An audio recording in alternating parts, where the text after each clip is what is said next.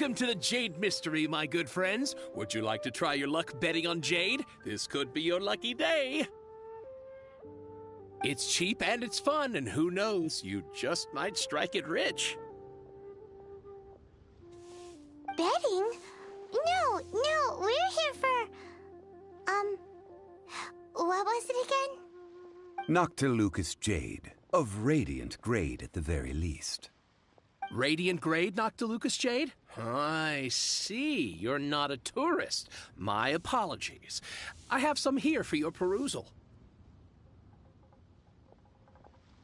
What do you think? The Jade Mystery is an old name in the jade business. Just look at that wonderful quality. Rex Lapis doesn't often bless us with such finery. Go on, pick whichever one you like. These 3 pieces really do look pretty. Not like the ones you usually dig up. But how do we pick? Should we just grab one and go?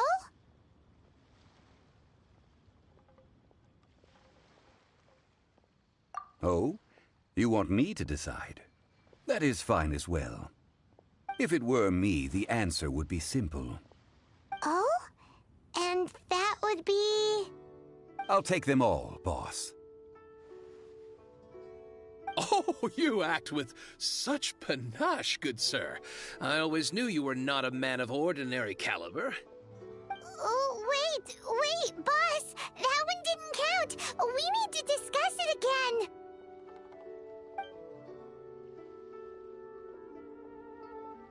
Hey! If we only need one for the ritual, aren't we wasting 3 times the Mora if we buy them all? Oh, Mora. It is as you say. I suppose I overlooked this particular aspect of the transaction. Huh? How do you not think about Mora when buying things? If one must always consider Mora before acting, then in all things one is bound by Mora. What? All Mora is currency, but not all currency is Mora. What?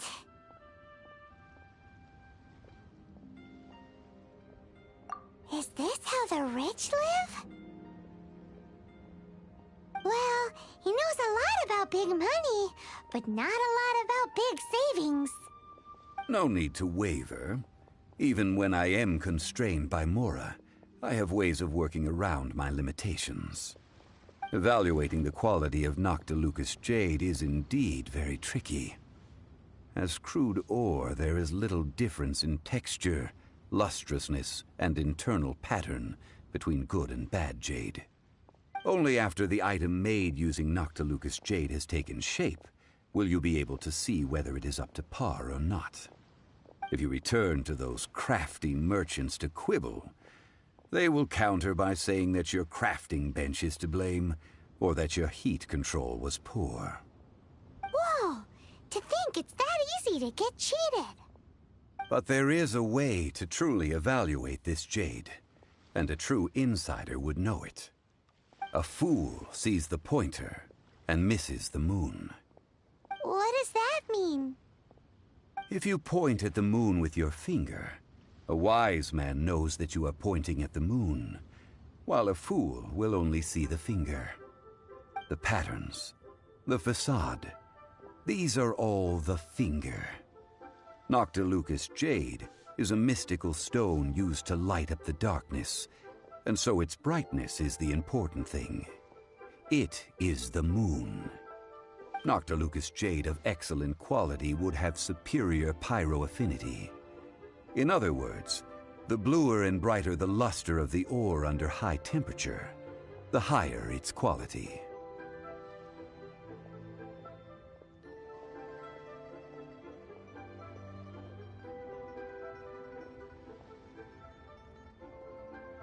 I have imparted the priceless secrets of the jade trade to you. Now, all that's left is to put it into practice. Priceless, huh? Paimon's just said that we might never be able to use it again.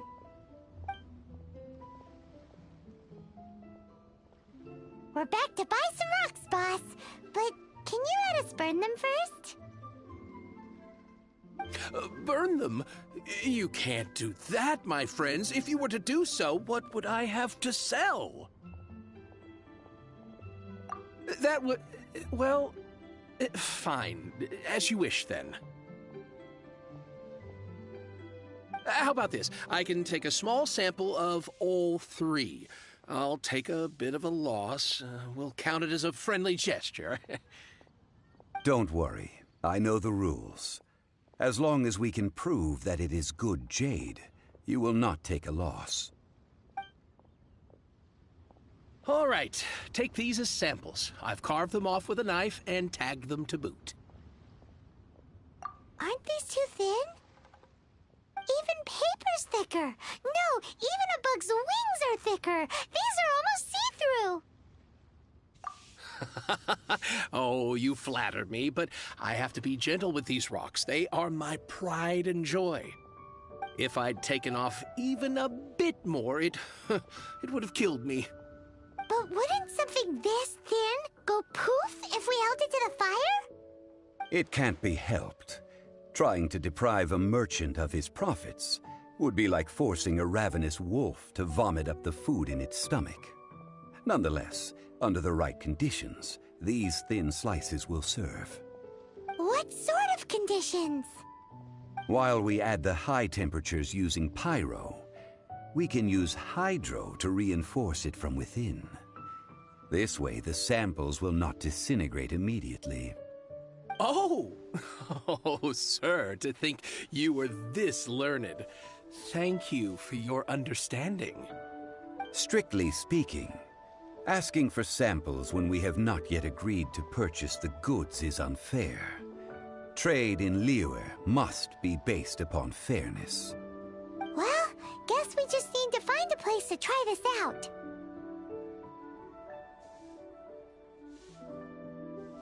You mean at Wanmin Restaurant? As long as we do it when she's not in. That would not do. It is a place where people come and go. They would be endangered if the elemental reaction were to get out of control. We cannot take such a risk. Oh, Paimon remembers! We once saw this big pot down at the Dada Upa Gorge in the camp of the Hilly Churls from the Meaty tribe.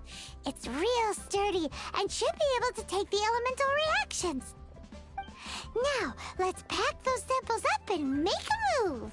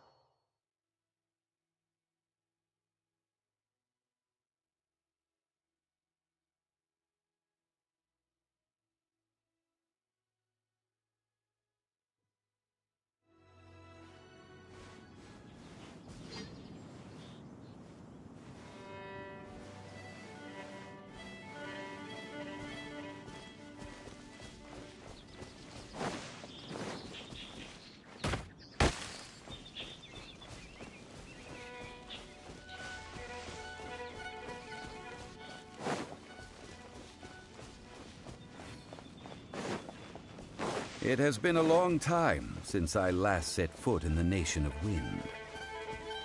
A friend of mine from Mondstadt would always bring a few bottles of locally brewed dandelion wine whenever he came to visit me in Liyue. It must be said that the famed liquor of the land of pastorals is far better than Sumeru's frigid snake wine.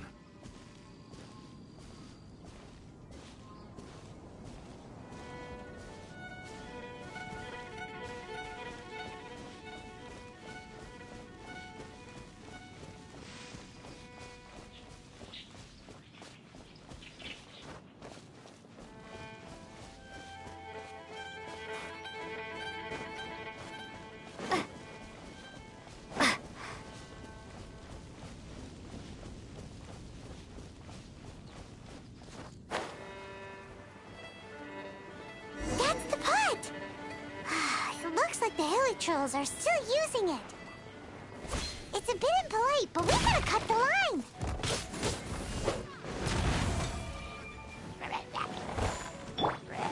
Let's dance. Starball!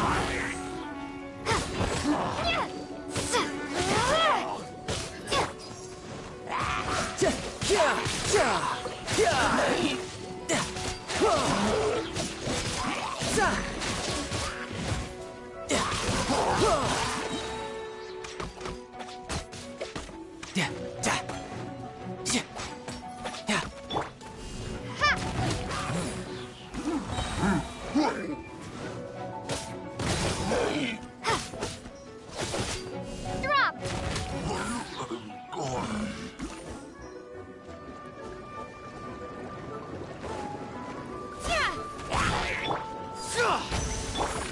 Let the show begin.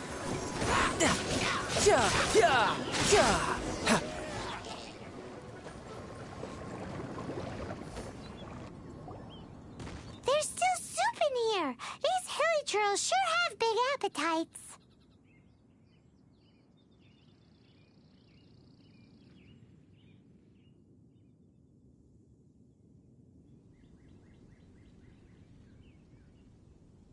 This soup looks like it could be used as our hydro-elemental protection. Let's fire it up and begin our experiment. We're ready to go. Paimon will help remember which one of the three is which. Use Pyro to keep making the pot hotter until we get the results we need. Mr. Zhongli said that the shinier and bluer the ore gets, the better it is. So, pay close attention.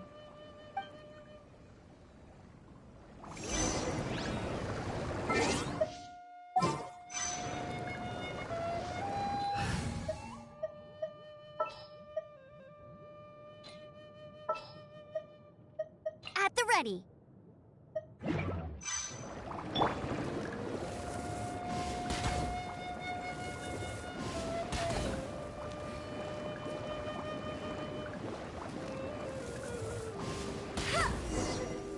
Whoa! That light came from the first Noctilucous Jade! Hilichurls are surrounding us again! Were they attracted by the light? Such nosy neighbors! Let's take care of them and continue again after.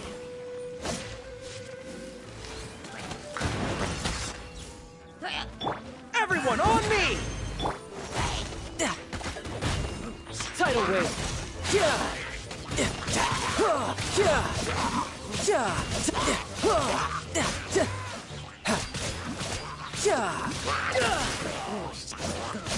Who's next?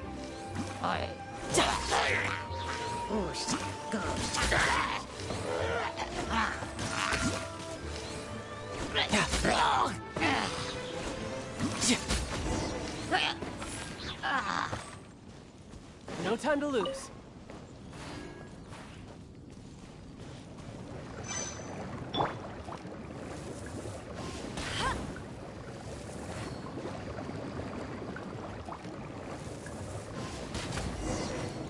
That light came from the second Noctilucous Jade, didn't it? More Hilichurls? They don't give up, do they? Looks like they're mad that we ruined their food.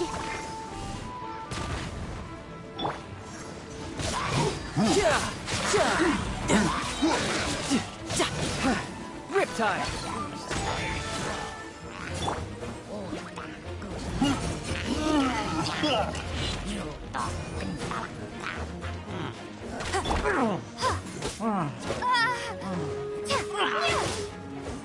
Starball!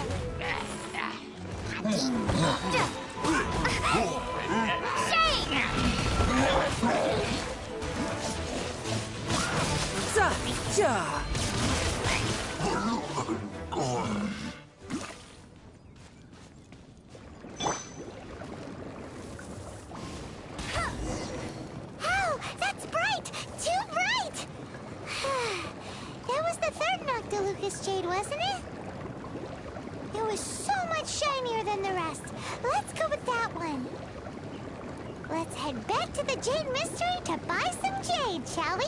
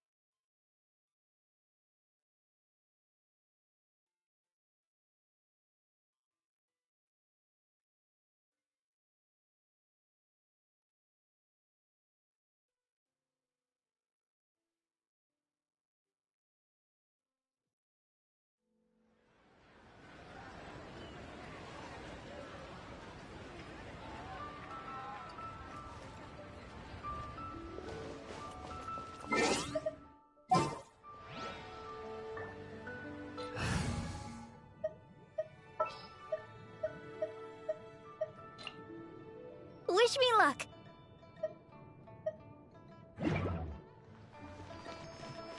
La, la, la, la, la.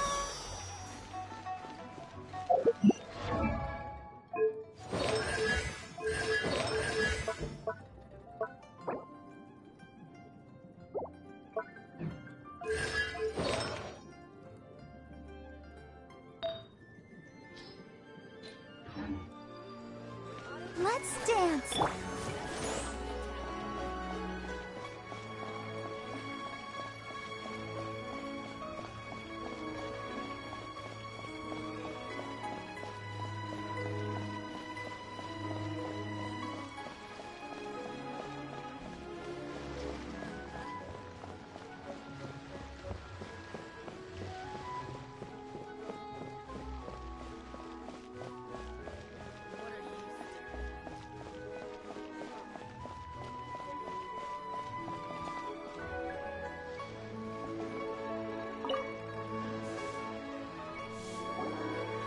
You're back, my friends. I've kept the goods for you. Which of them would you like?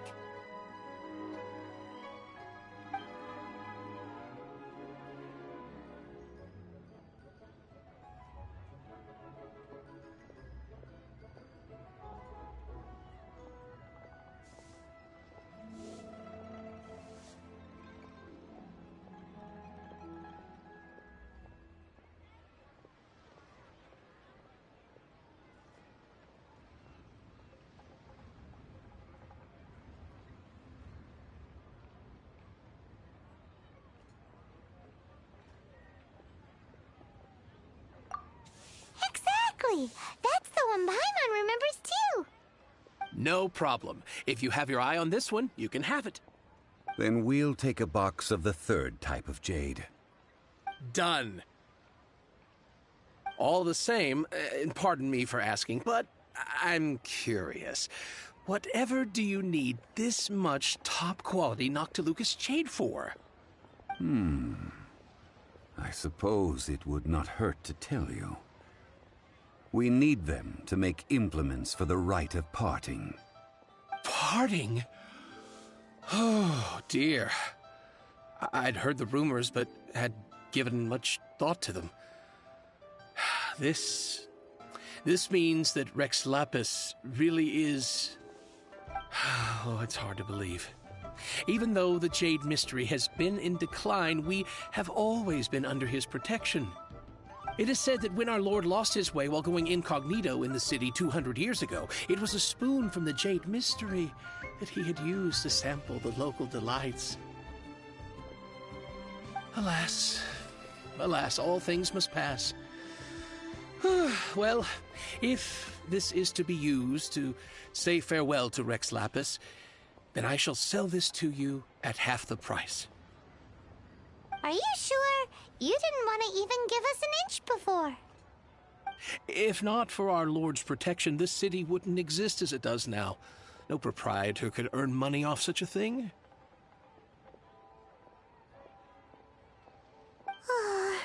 I'm sure Rex Lapis will feel your sentiment, boss.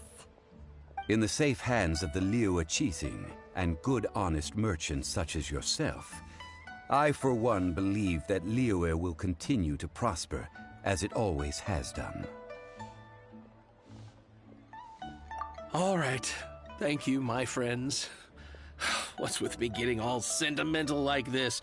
I'll practically be giving away all my fortune at this rate. Now that we've made our choice, let's take this Noctilucous jade back. Hey, wait a minute. He said it was half price, not that we could leave without paying. Oh, right. I'm sorry. I must have forgotten to do that too. Let me see. As I thought, I didn't bring any. Any what? Mora, my apologies. Another oversight on my part.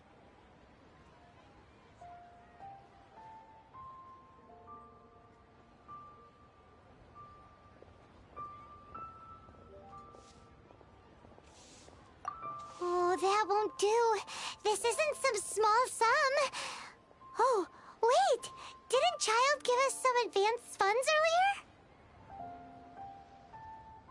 That's a relief. Have a look, boss. Is it enough? It's fine. Just enough for half price. Though, to be honest, it'd be all right even if the sum wasn't quite enough. Well, it's settled then. Let's take this jade to Yujing Terrace. That's where we plan to hold the rite. Look at you bossing everyone around. You didn't cough up a single Mora.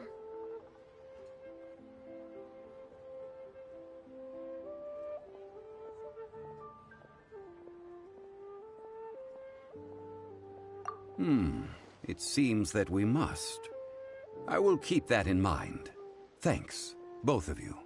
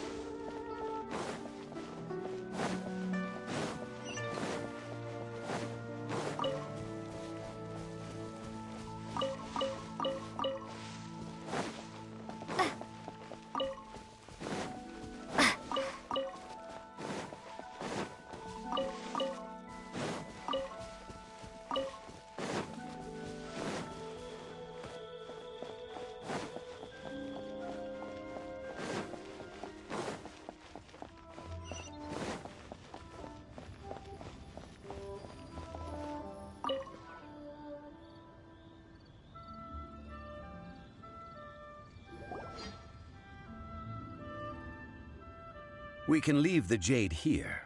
I have already called for a jewelsmith to shape them into the implements that we will need. Ah, yes. I have yet to go and see Child. So, as for the jewelsmith's remuneration...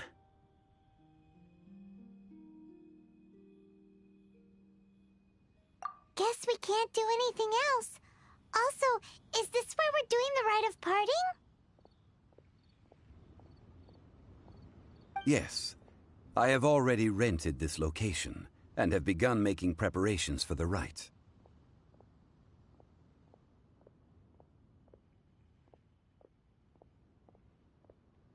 That's right. The Liyue Qixing have acquiesced to using the same location. But when something this big happened here, should suspects like us really be at the crime scene? We might get caught by the Millelith. Although with that said, since we got back from Dwayne Karst, none of those pesky Millelith soldiers have come chasing after us. Wonder what that's about. Also, the, Rex Lapis vessel... Traditionally, we call it the Exuvia. Ah, right! That's what it was called. You seem to know everything, Mr. Zhongli. So, was this Exuvia hidden away by the Qixing? I mean, we haven't even figured out who the murderer is. One must think that they already have someone in mind. Or perhaps they already know. Surely they must have found all the evidence that there is to find here.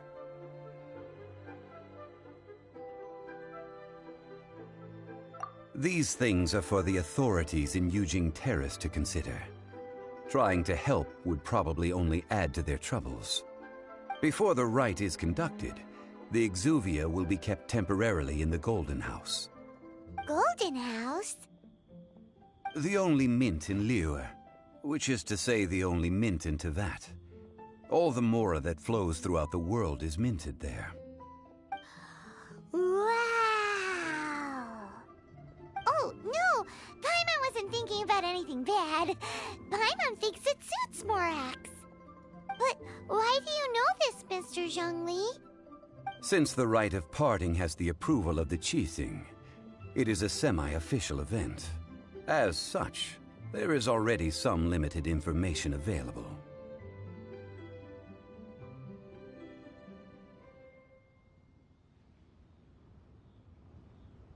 Perhaps each has their motives. But this is the capital of commerce.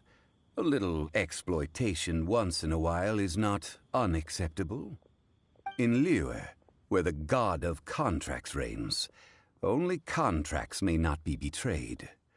I, for one, have no issue with little maneuvers outside their remit. Well then, we should go and prepare the perfumes used in the rite. Perfumes? Where'll we get those? Do we buy them? No. Perfumes used to honor the gods must be freshly decocted. The quality of the silk flowers we require is also special. Silk flower petals contain a fibrous material of good quality, often used in brocade making. Its scent, however, is most elegant, and is especially suited for solemn events, like giving offerings to gods and adepti. It's time for Zhongli's lectures on high society again. We shall not speak of the details right now. Follow me. We shall go to the merchants to purchase our ingredients.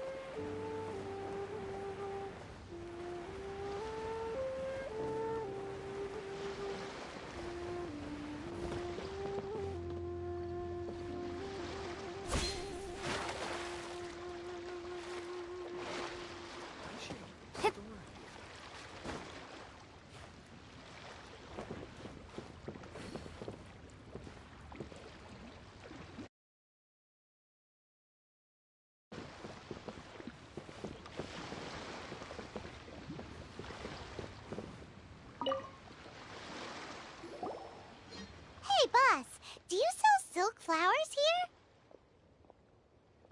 Silk flowers? We certainly do. Which kind would you like? Which kind? The good kind? The best kind? Remind Paimon what kinds there are again? Ugh, you ignorant shoppers. Always coming in here with your stupid questions. Golden House Maiden, Valley Weaver, and Fate's Yearning. One of each to start with, if you don't mind. My goodness, this gentleman is quite the connoisseur. You two must be his servants. Please refrain from any further attempts to contribute.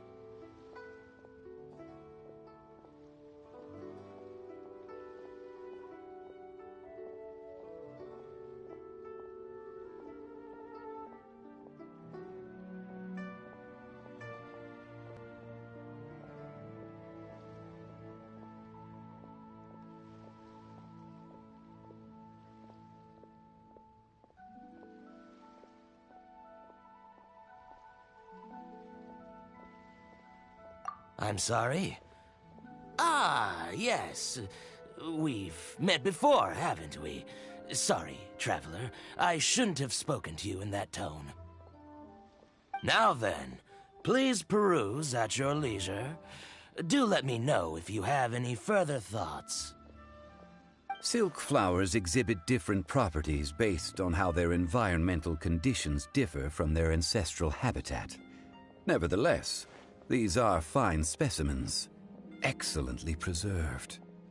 Just look at the abundant foliage here, and these stamens, glamorous as a maiden of the Golden House. This strain is an evergreen, and mostly grows under complex hydrological conditions.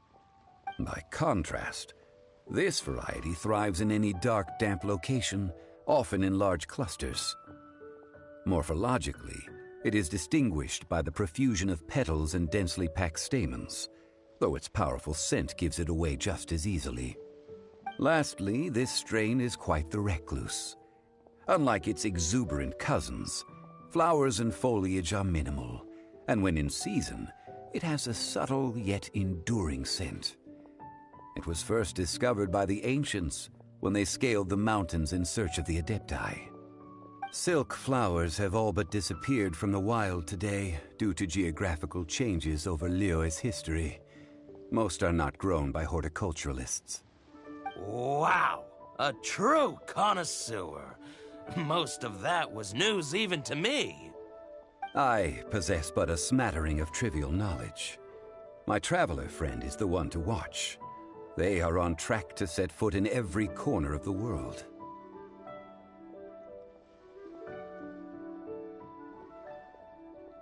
Oh, Mr. Zhongli, you're way too humble. So, which silk flower did you want anyway?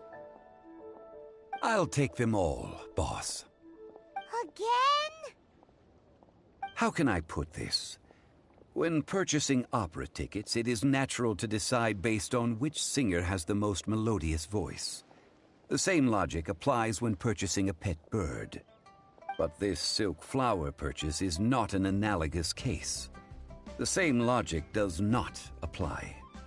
Perhaps you don't know. Tradition states that we should decoct perfume from different subspecies of silk flower when making an offering to a statue of the Seven. Rex Lapis will then make his own choice between the scents. Like several other tedious and complicated traditions, this one has become simplified over time. But this is the only rite of parting to take place for one of the Seven in 3,700 years. As such, I do think we should honor tradition down to the last detail in this case. Now that's settled, a question. Do you have any Mora on you? You forgot to bring money again? Zhongli. If I may interject, did I hear you say that these flowers are to be an offering to the Lord of Geo himself? Yes, in a sense. Gosh, well, why didn't you say so? I heard the awful news about what happened at this year's Rite of Dissension. It would be bad luck to say it out loud, but I've been worried about our dear Lord ever since. I'm worried that everything I've heard is true. Since these flowers will be used to glorify our Lord, they're free of charge. Just don't forget to pass on my regards. Are you serious? Why wouldn't I be? I would be nobody if not for Rex Lapis.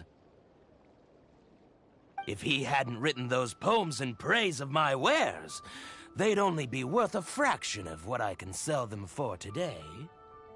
Huh. So much folklore here revolves around Liyue's deity making cameo appearances in support of local businesses.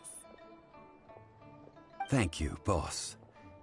I think I speak for all of us when I say that your generosity has saved our skins. Our skins? You were the one who forgot to bring money! Please, it's the least I could do.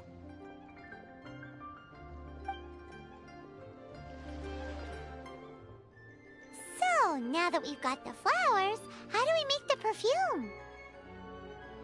Ideally with the help of an expert. Unfortunately, none of my acquaintances have personal experience in the art of decoction. Talk about first world problems. Hence, I need you to help by asking around in the city. Try the common folk, especially women. So this time we get to go around town looking for nice-smelling ladies to talk to? Paimon likes this job. I will wait for you near the Statue of the Seven. Meet me there when the perfume is ready. Maybe we can find some good candidates at the Adventurers Guild. Let's ask Lan. She's master of the Liyue branch, right?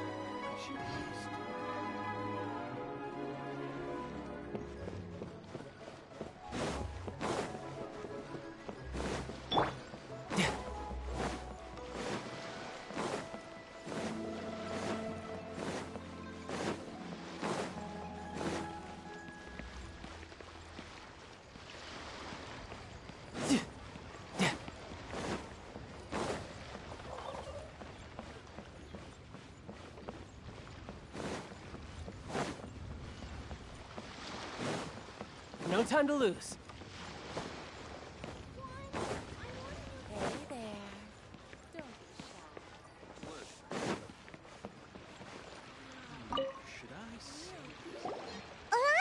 we need to ask you for a favor.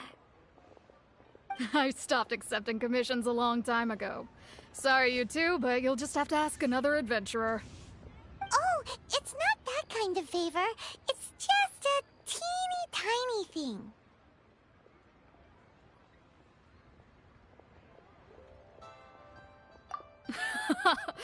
Wow. Just wow. Do I look like the kind of girl who wears perfume to you? I think you're underestimating the kind of person I am.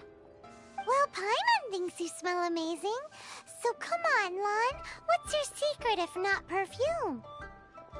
Now that you mention it, yes, there is something. What is that scent? Oh, it must be from the Qingxin flowers I picked on the way back. I forgot I still had them with me. Aha! The truth is out. Lan's got a soft spot for wildflowers. No, they were for medicinal use only. Anyway, this is a pointless conversation. If you want to know about perfume, try talking to Qimei.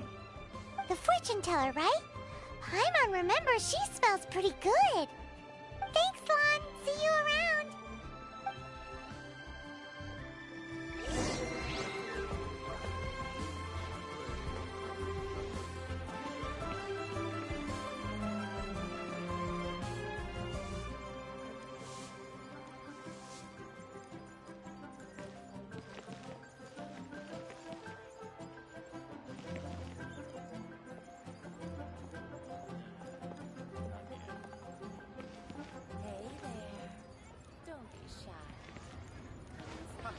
Adventurer, think you can last a round against me?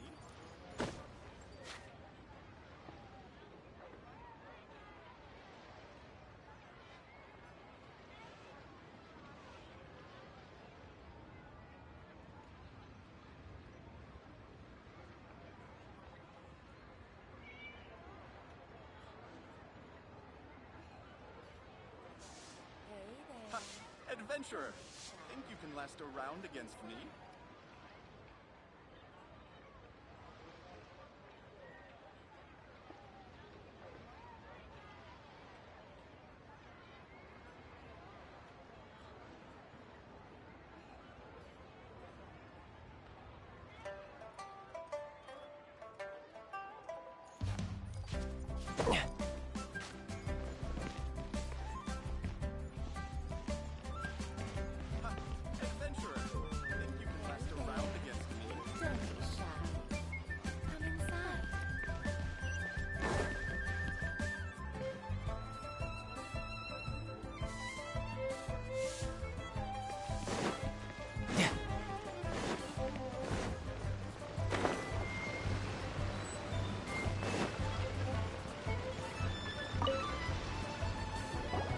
Hello. How may I help? We've come to ask you a question.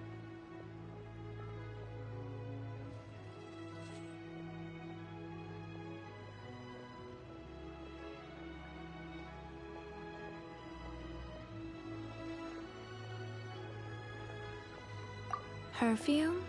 I rarely think to use it, let alone about how to make it myself.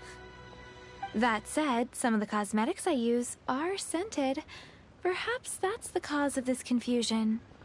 Since I usually set up my stall by the docks, I avoid perfume like the plague, because Celestia forbid those lusty sailors catch a whiff and come hunting for the source.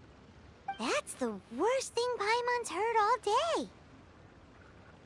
While we're on the subject, have you never heard anyone mention Yingar's homemade perfume? Yingar? Oh, as in scent of spring, Yingar? Yes, that's her.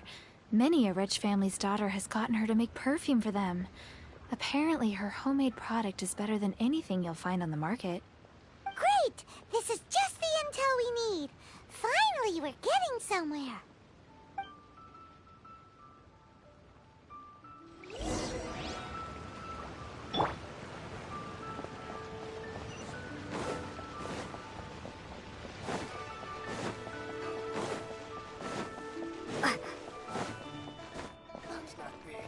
That's just plain stupid.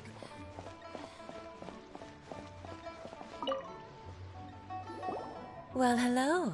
You found me at last. I've been waiting for you. What? How did you know we were coming? Oh, I heard a rumor about a couple who were snooping around town looking for a sweet-smelling lady. Actually, I was starting to worry you wouldn't find me. This is the ultimate test of my appeal, after all. Snooping around? Why are you making it out like we're bad people? What can I say? People love to talk.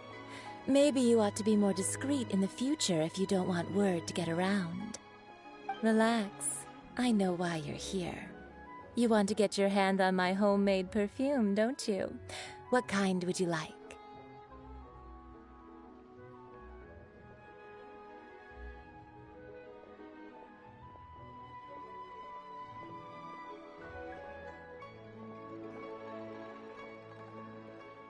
Three in one go. My goodness. You have extreme tastes for someone your age. Maybe the rumors I heard were true after all. You're on the prowl and need some sweet-smelling ammunition? Is that it?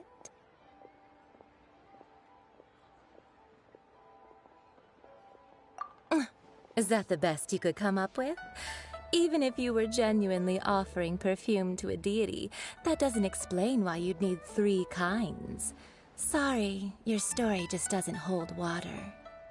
Zhongli was right. People don't remember this tradition anymore. As one of my favorite poems goes, O cherry tree, begrudge not thy blossoms as they are deflowered in the spring, for come winter, even thy sturdiest wood shall wither. That went over Paimon's head a little. In short, I'm happy to help. Traveler, you can be my assistant, but you'd better make sure I'm the only person on your mind while you're hanging around with me.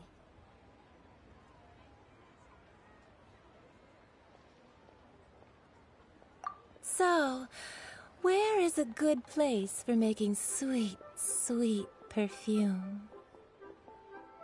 You mean Wanmin Restaurant? Good choice. Let's go.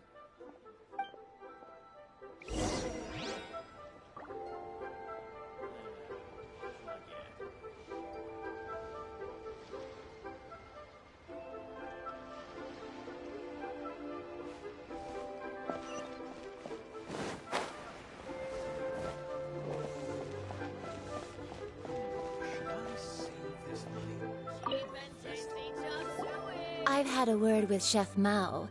We can start work now. Are you ready to please me? What did you say? I meant make me proud, as my assistant, obviously. While I'm setting up, You can go and fetch some water.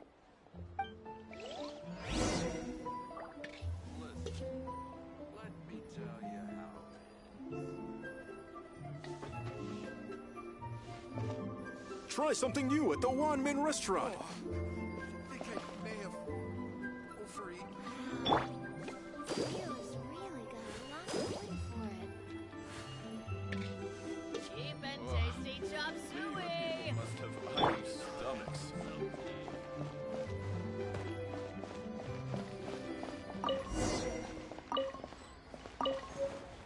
Try something new at the Wanmin restaurant. Oh, Wow, I may have. Leo's really got a lot going for it. This water will do nicely. Now, I need you to extract the silk flower essence using a crafting bench. Perfume making uses an altogether different technique from alchemy. Here, let me teach you. Very carefully, take hold of the mortar and pestle. Gently does it. You need to keep your wrist firm so your hand doesn't slip. Now use your strong hand to stir it with a persistent rhythm. Keep going until the juices start to come out.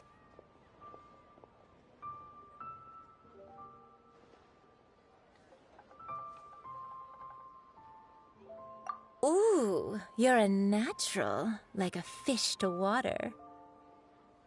Now take these and try it out on your own using a nearby crafting bench.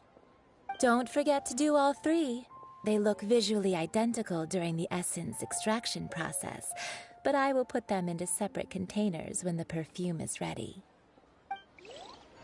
Cheap and tasty chop suey!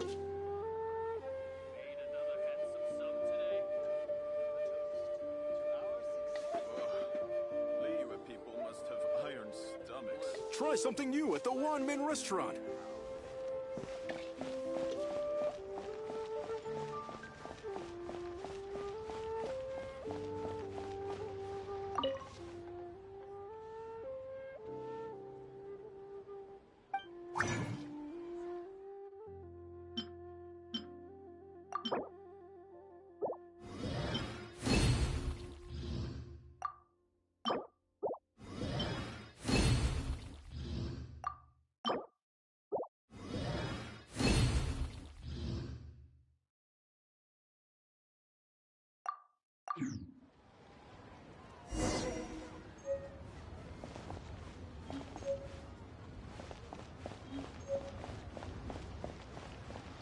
A toast.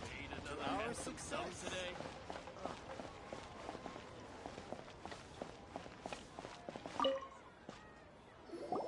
Wow, this is some exquisite silk flower essence. On to the next stage, the most important one of all. The essence is placed into water and simmered over a low heat until most of the water has boiled off. You must take care to control the heat during this process. If the temperature goes too high, it will affect the scent. So please focus on controlling the heat. This is the final step. Don't waste a drop of that essence now. We want all of it in there.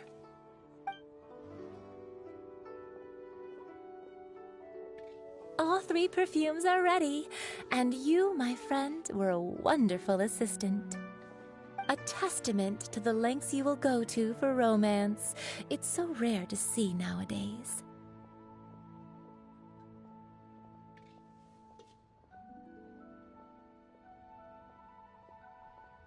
Anyway, shall I give you a brief overview of each scent?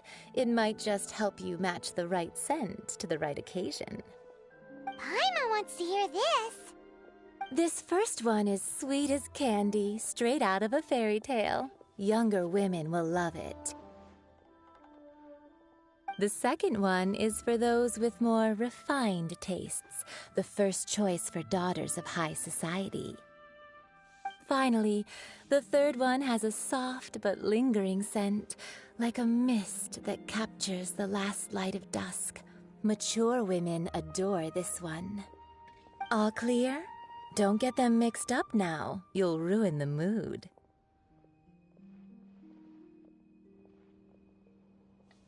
Good. Be sure to come visit if you ever need help with anything, okay? I'll leave you with some parting words. One who tries to sail 3 boats simultaneously should be careful not to go overboard.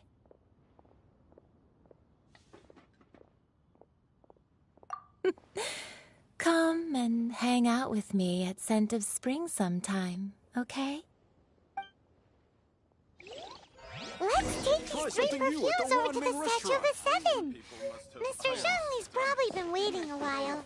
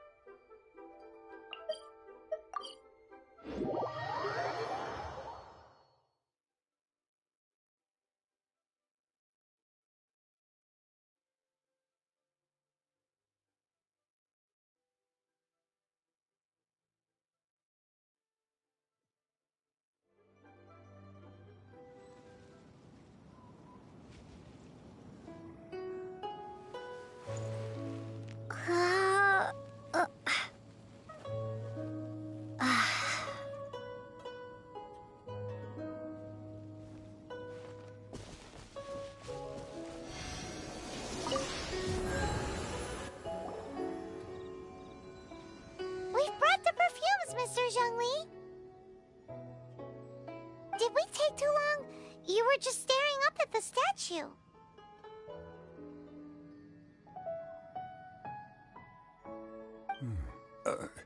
Oh, you're back. Don't worry, I haven't waited long. Compared to the watch that Rex Lapis's statues have kept over Liyue, this was but a brief moment. Well, how can a person compete with a statue? That is true. Well, have you brought the perfumes? 3 sets, and not 1 less. Thank you both. Let us offer them up.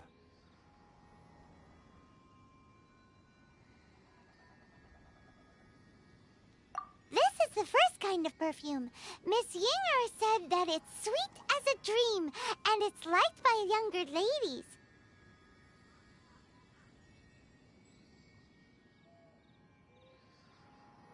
This is the second kind. It's got an elegant smell, and the daughters of high society love it.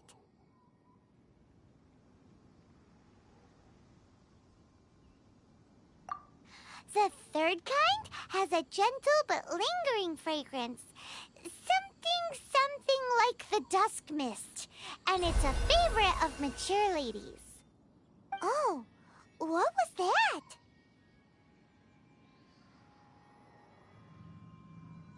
That's the one older ladies like, right? Does that mean that Rex Lapis is actually an older lady? Perhaps. Perhaps. Rex Lapis has taken on countless forms. Perhaps that really was one of them. What a shame. We only got to see the giant dragon form, and... Let's hope the Qixing can catch the real killer. We can leave that to the authorities. Let us focus on the fond farewell for Rex Lapis.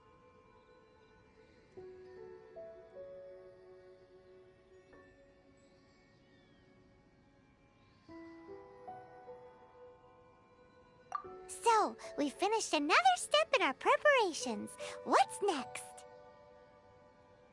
Next, I would like the 2 of you to help me borrow the cleansing bell. Cleansing bell? At present, A friend of mine named Madame Ping is the guardian of the cleansing bell. She lives near Yujing Terrace. If you ask her, she will know what to do. Sure, but aren't you going to come with us? Ah, I have certain reasons why I cannot be there in person. Please, do this for me.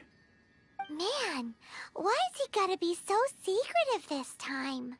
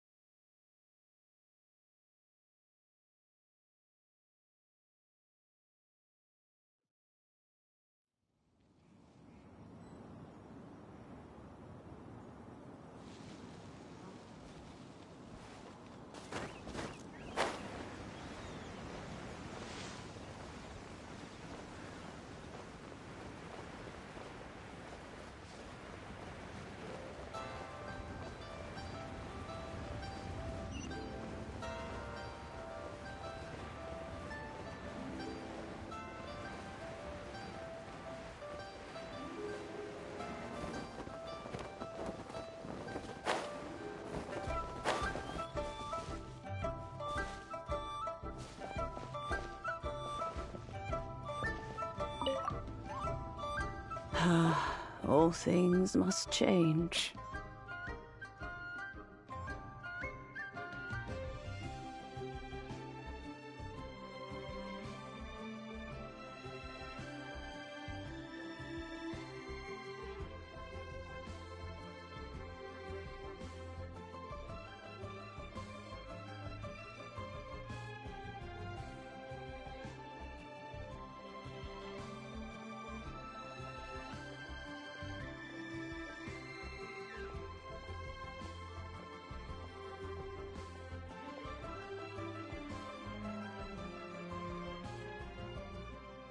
It's nothing. It's nothing.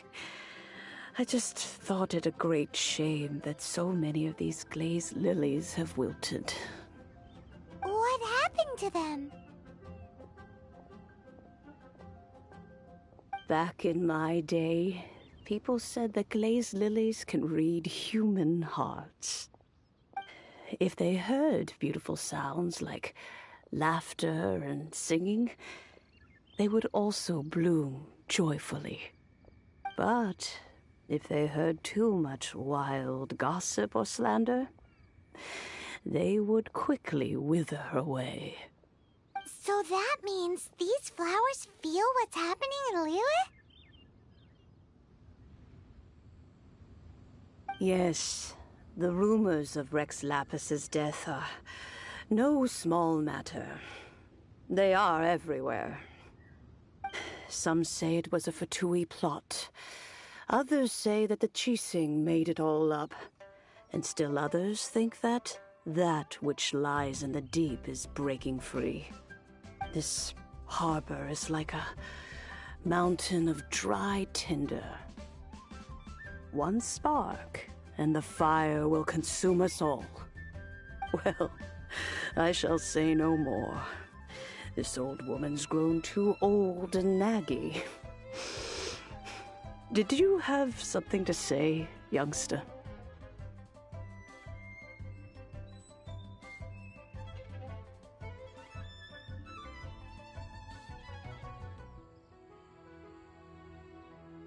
Ah, that old trinket. I remember it being here with me, but I've grown old. I can't quite recall where it is exactly. An old friend of mine used to wear it on his person. back when I was young. He saw me gazing at it often and gave it to me. But he told me then that if someone should come to borrow that bell, I should not be loath to part with it. It has been many years, and who knows how many times someone has come to borrow this bell. Still, though, I can't recall when it started. It's been a long time since anyone has come to borrow it. Oh, these old bones are so slow to look for things. I doubt you can wait that long.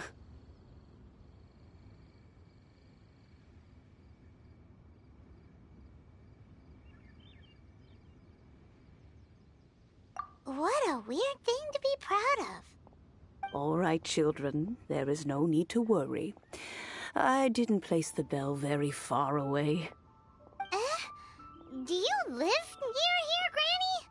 Whoa, but this is Eugene Terrace. It's gotta be expensive. Oh, an old lady like me can't afford to buy a place in this city.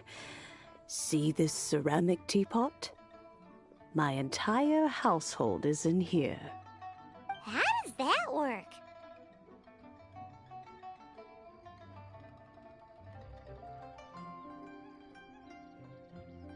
Hey, that's rude!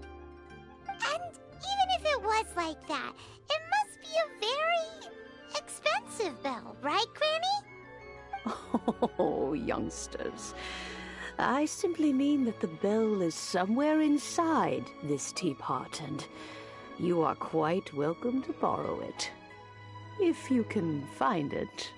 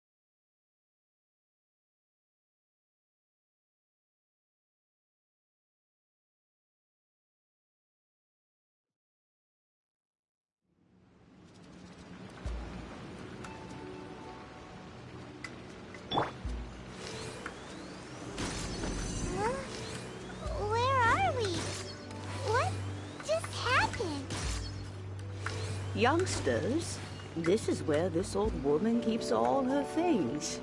Quickly now, go fetch that bell. Whoa! That sounds like Granny's voice. So, this is her teapot? What's going on? Oh dear, so many cobwebs. It seems I really haven't cleaned it in a long while.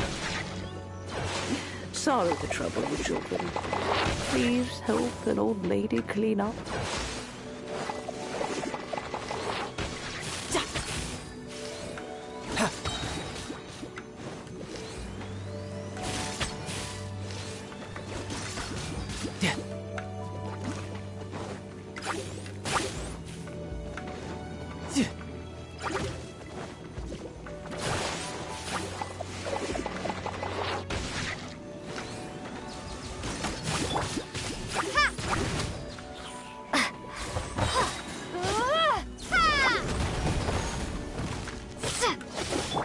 You can run, but you can't hide. Ta ya, ta ta ya ya.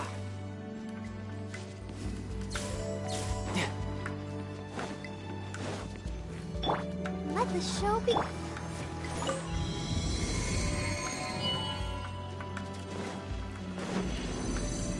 No time to lose. Did you notice? The cobwebs were made of elemental energy. How long has it been since Granny last swept this place?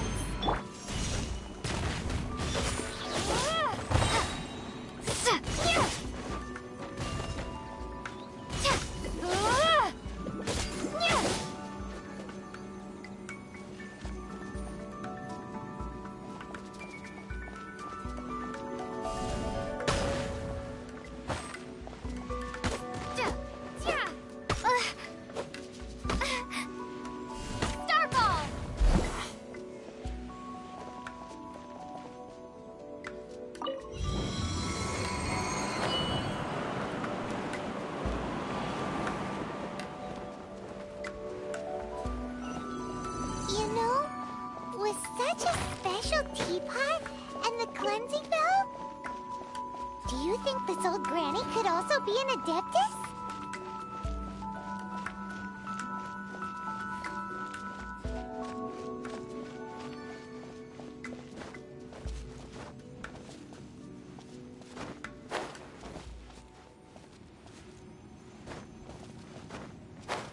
Paimon's more and more convinced that she's an Adeptus.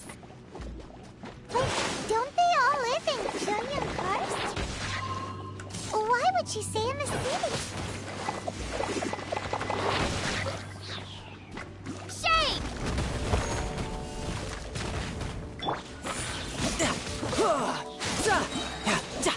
Bring it on.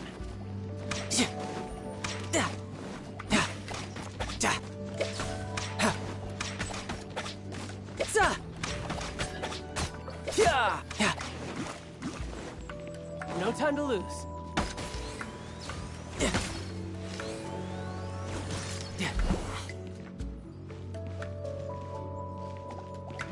Follow it! Charge!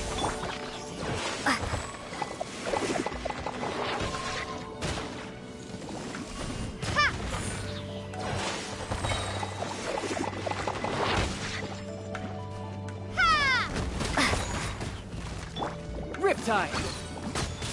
Ha! Za! Ja! Ja! Ja! Ja! Za! Za! Ja! Who's next?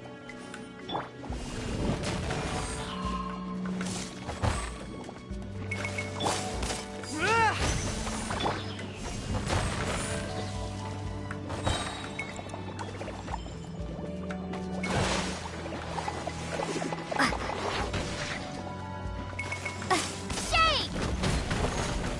Starball!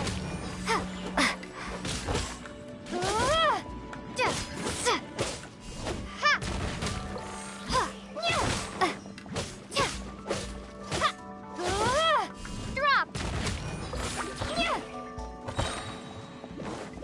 Crumble apart! Fall in! Press the advantage!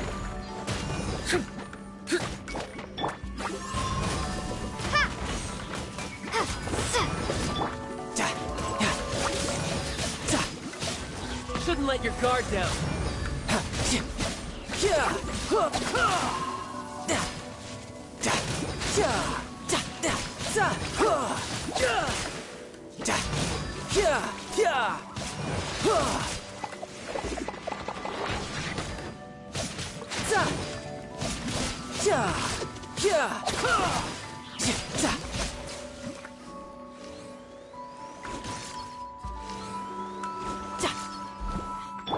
Come on, we can do it!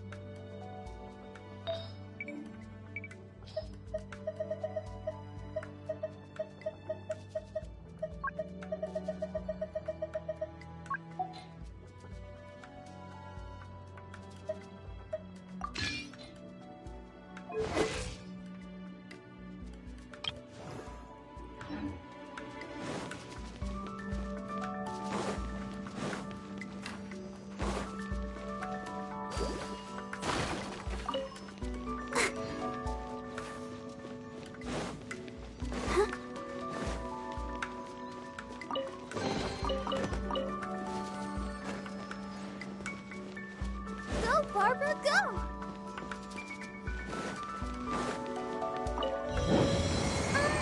How many levels does this teapot have? It would be nice if we had one of these too. Or at least we wouldn't have to camp outside.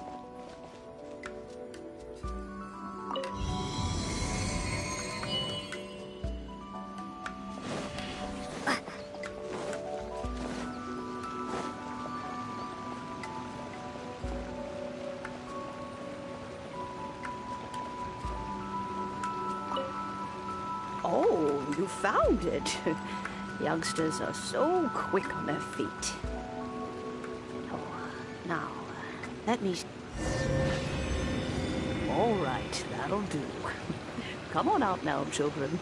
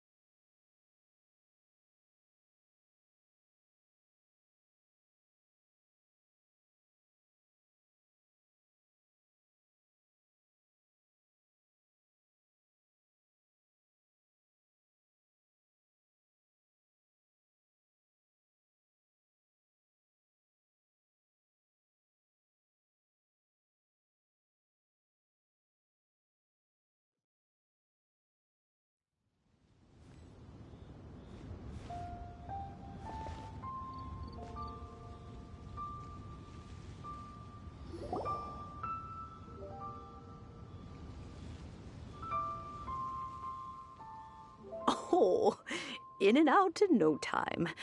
You youngsters really are quick.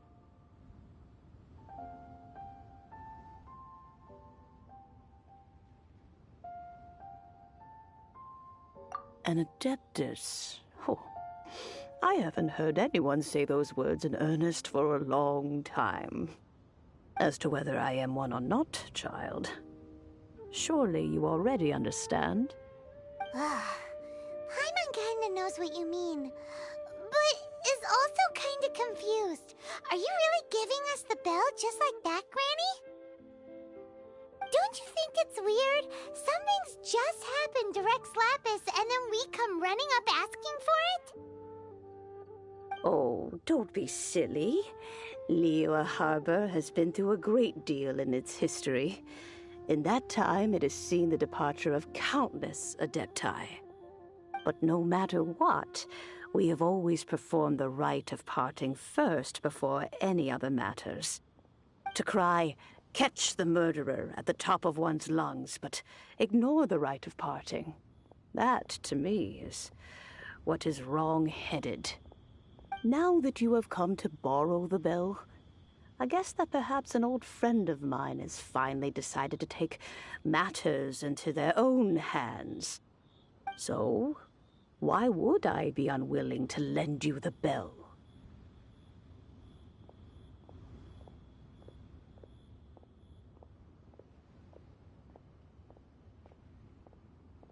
Oh?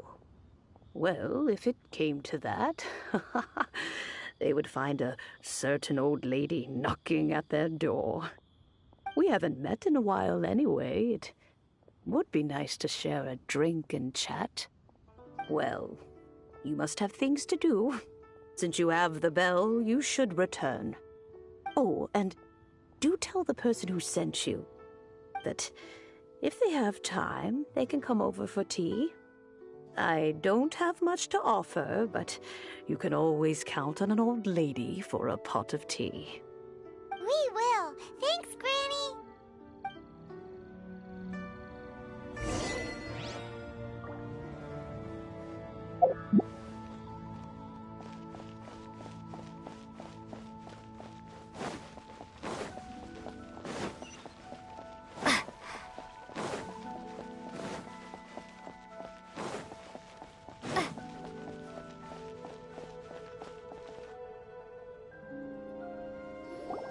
Indeed, this is the cleansing bell.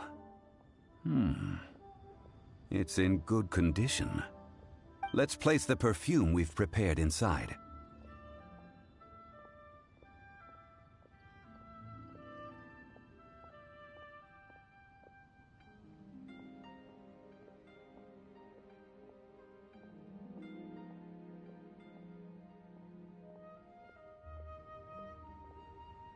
An Adeptus. That's suspicious. But if you don't want to talk about it, we won't pry. Oh, yes, that old granny asked us to tell you something. If you have the time, you can come over for tea. I don't have much to offer, but you can always count on an old lady for a pot of tea. That tone does not suit you. Still, her teapot is indeed very good. There are none better for brewing tea.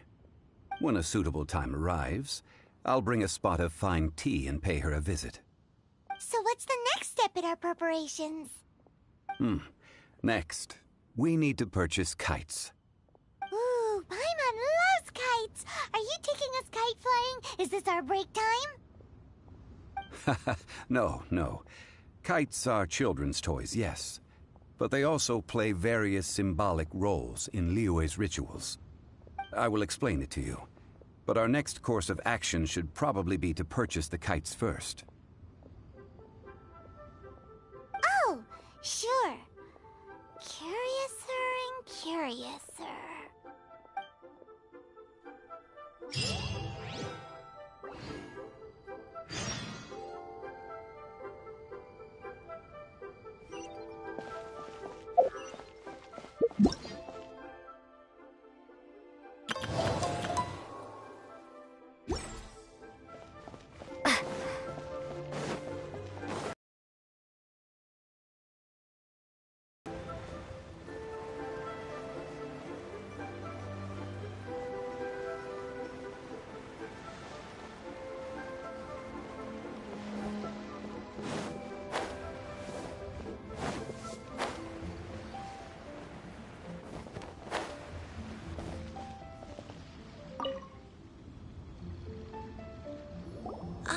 Sir, you're here.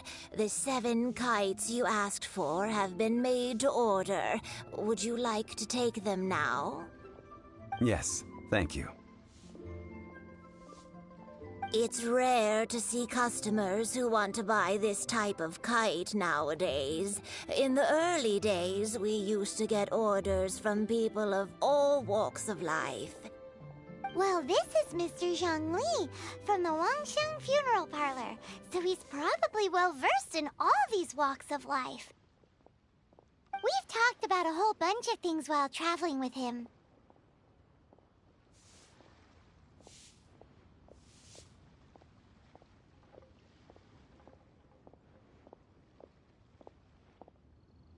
He seems to know Liyue's favorite topics, money and government, really well, but he likes talking about less useful topics instead. Well, that's because I prefer to share fun things with you. Children's toys are very fun things, that's for sure. I enjoy watching the children at play as much as anyone else, but there is more to it than that. Finely crafted toys are well loved by children, but this craft itself has been honed over thousands of years, and there is meaning behind that. I have made kites in Liyue for 40 years, and I am intimately familiar with the forms passed down from my ancestors. The meaning of these 7 kites is far from banal. Indeed. These are decorations used in the rite of parting. The 7 kites represent the 7. I took the liberty of coloring outside the lines when doing the insignia of the Anemo Archon. As for the kite that honors the Geo Archon, one must follow the contract given right down to the last letter. These patterns are ancient, and you can also find them in the Golden House. Ah, Paimon's heard that name before.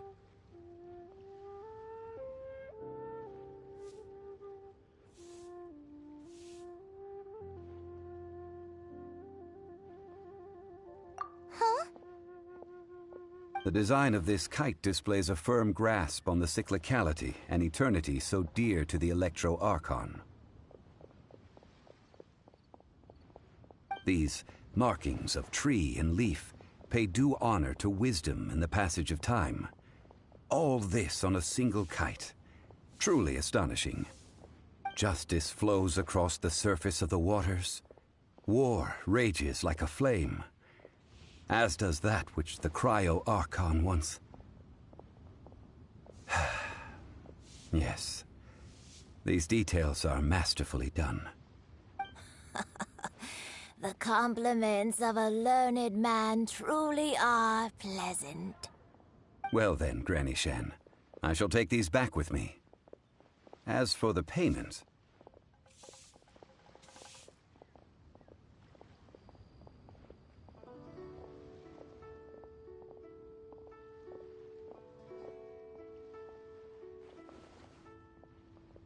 Well, allow me.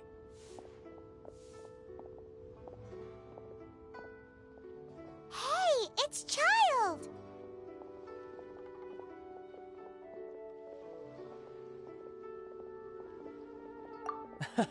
No, I was merely passing through. I see Mr. Zhongli's the same as ever.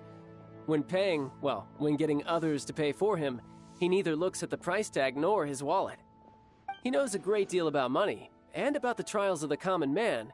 He just doesn't consider poverty to be something that could ever happen to him. Or perhaps you could say that he cannot imagine himself lacking money. How has he not died of hunger yet?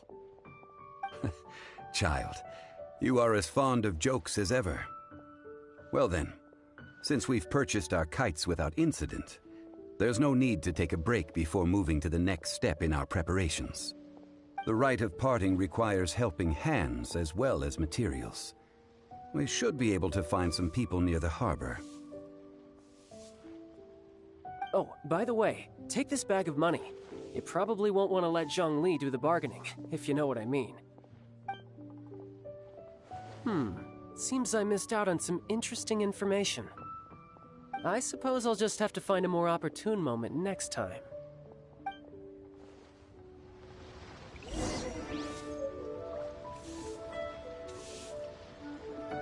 Try your luck betting on Jade?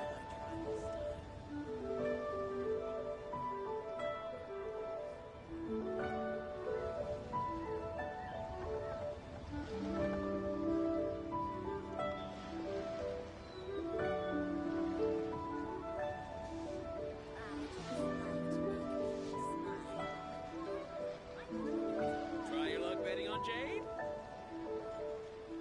I can't believe I now got eluded.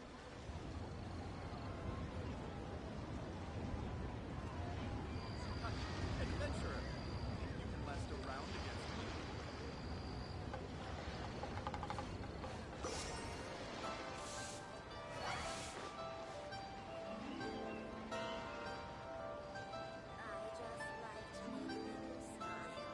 Try your luck betting on Jade?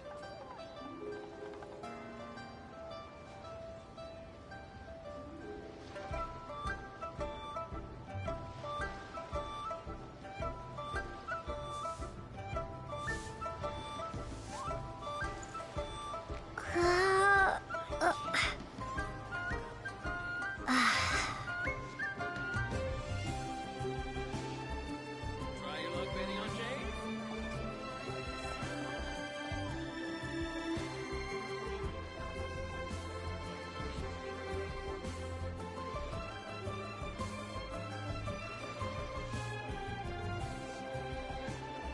Oh, what should I try this time?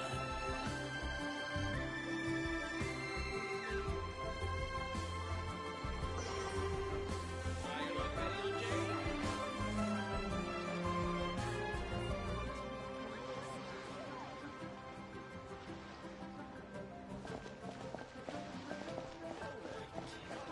Come and see this rare and precious curio. Let me tell you how it is. Hiring help? Sure. But let me just say first that I'm a reserve member of the Adventurers Guild. I take adventuring commissions, but I don't do anything clerical. Adventure?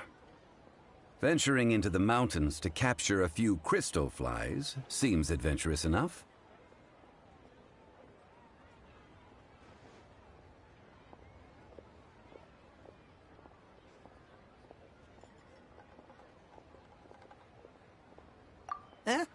That's not hard. Almost a bit too easy for a reserve adventurer. Never mind. I'll only charge you 15,000 Mora. What say you? A most fair price.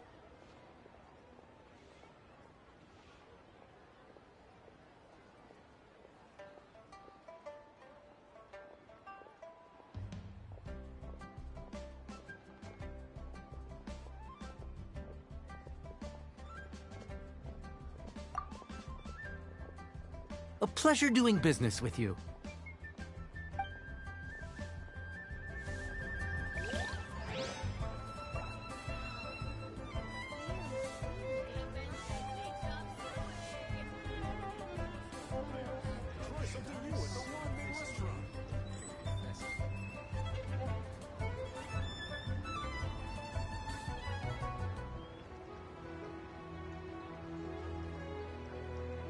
Listen, let me tell you how it is.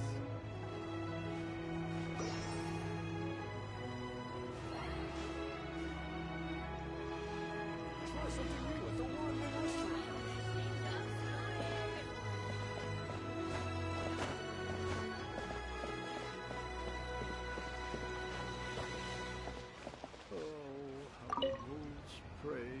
A full day of odd jobs at Eugene Terrace. No problem. 25,000 per day. A fair trade, yes? Whoa, that's expensive. Could you give us a bit of a discount on account of the whole Hero of Mondstadt thing? Hero of Mondstadt? Never heard of them. Well, you may never have heard of this hero, but it seems you've heard of Mora nonetheless. Thus, I will simply pay the whole sum.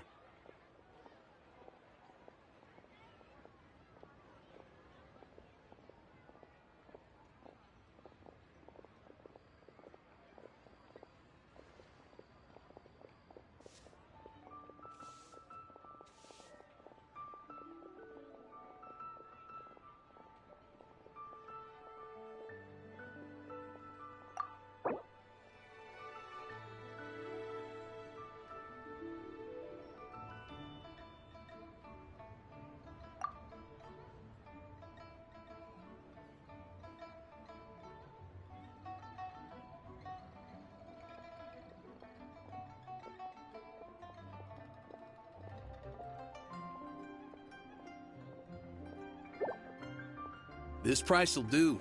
No loss to me for a day's work.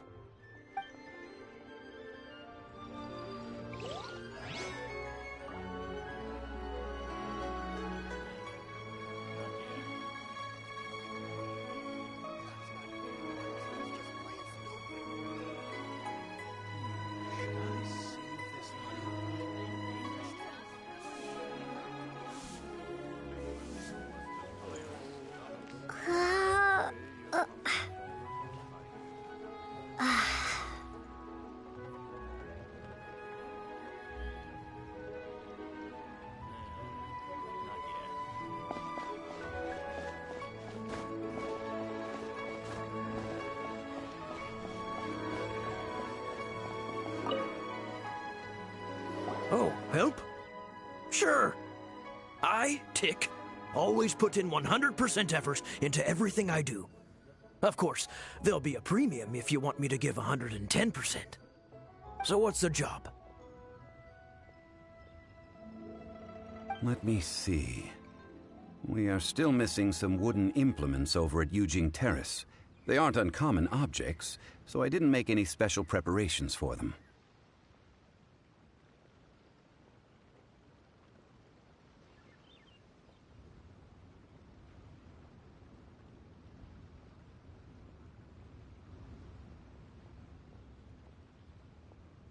No problem. That'll be 20,000 Mora for a single trip. How does that sound? Done.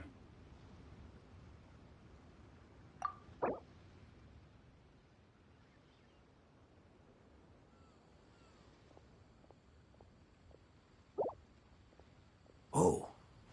You're a straight shooter, huh? We have a deal.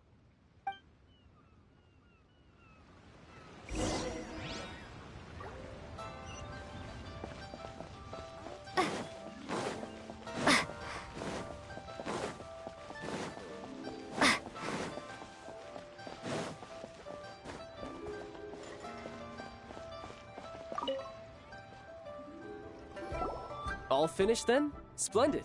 Any leftover cash is yours to keep. A favor for the Fatui should never go unrewarded.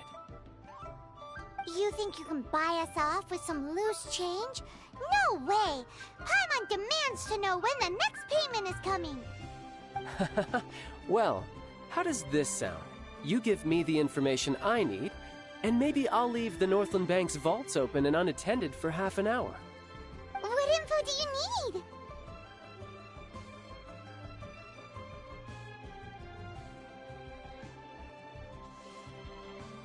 Huh.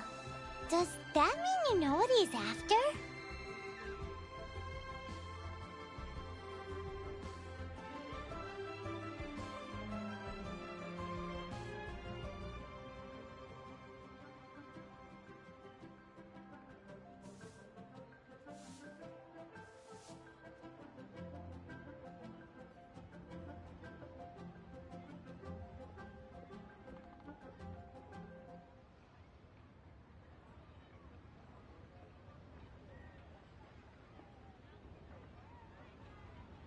Yikes! You're right! Signora! You both need to calm down. I don't know what's gotten into you. Just what is this about? The atmosphere got so tense all of a sudden.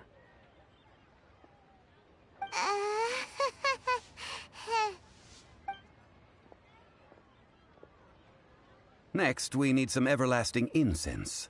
For this, we need to go to Boo Boo Pharmacy, the finest pharmacy in all of... Is everything okay? Everything is fine. I was just informing them that they need not return the surplus Mora. Now, if you'll excuse me, I must be going. Paimon definitely felt like Childe wasn't happy with us just now.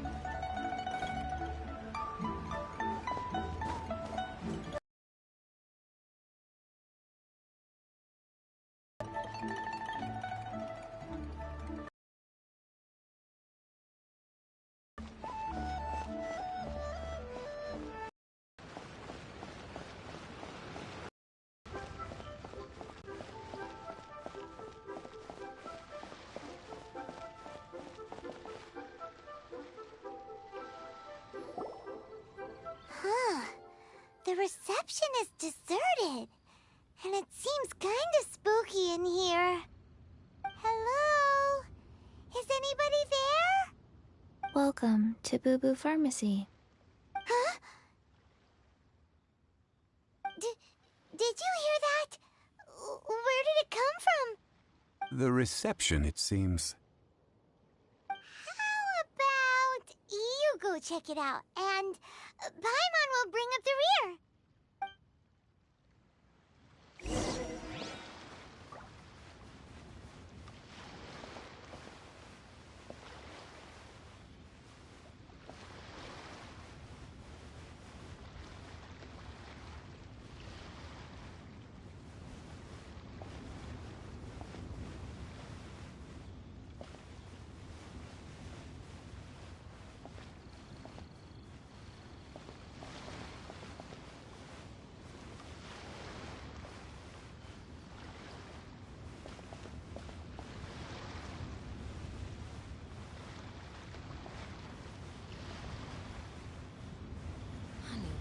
You won't get better if you don't take your medicine.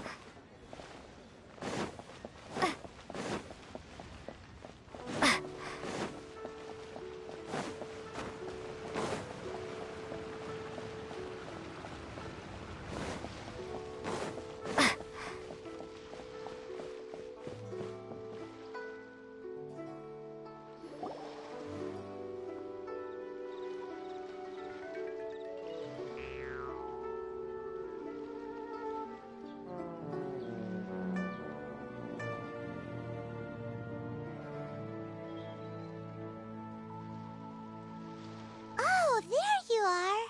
But you can't even reach the counter.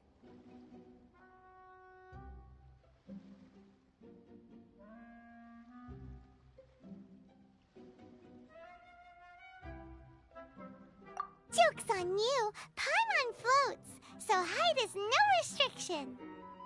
Anyway, there's something weird about this one over here. What's the talisman doing on her forehead? It can't be. She's a zombie. Welcome to Boo Boo Pharmacy. I am Chi-Chi. Once upon a time, Chi-Chi died. Then, Chi-Chi was saved by the Adepti. Now, Chi-Chi is a zombie. Something like this would be unimaginable in Mondstadt. Hello, little girl. Do you sell everlasting incense here? Excuse me, sir. Did you bring your prescription? Surely no prescription is needed to purchase everlasting incense. It's not a controlled substance. Chi-Chi can get your medicine, but only if you show Chi-Chi your prescription. These are Chi-Chi's orders from Chi-Chi.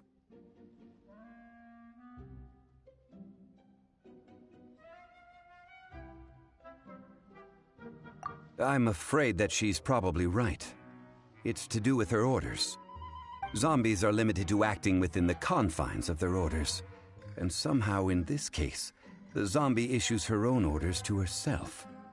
My dear Chi-Chi, we didn't bring a prescription, I'm afraid. But we do hope that you can still help us find some everlasting incense. Okay then. How did you manage that? But Chi-Chi helps you. You help Chi-Chi. Only fair. Since when do customers need to do favors for customer service staff? Never mind. Just think of it as a peer-to-peer transaction. That way everybody wins. Sometimes in Liyue, the art of the deal is simply about victory via mental gymnastics. Go to Mount Tianheng, find the Guizhong Ballista, and hunt a Coco Goat. Please and thank you.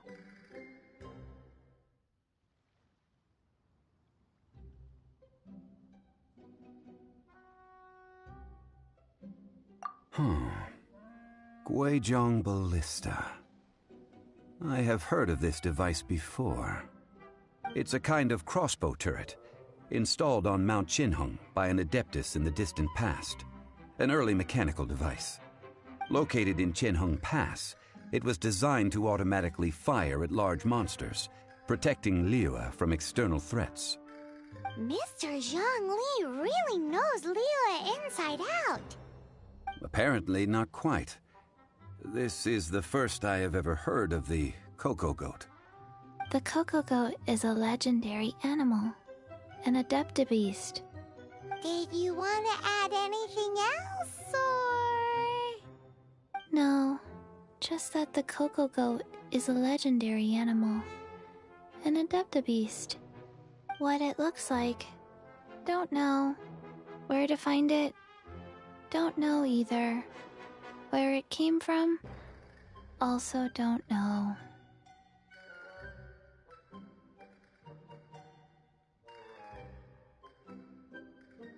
Very well then. Let's start by investigating near the Guizhong Ballista. Perhaps we will find some clues. What the heck is a Coco Goat?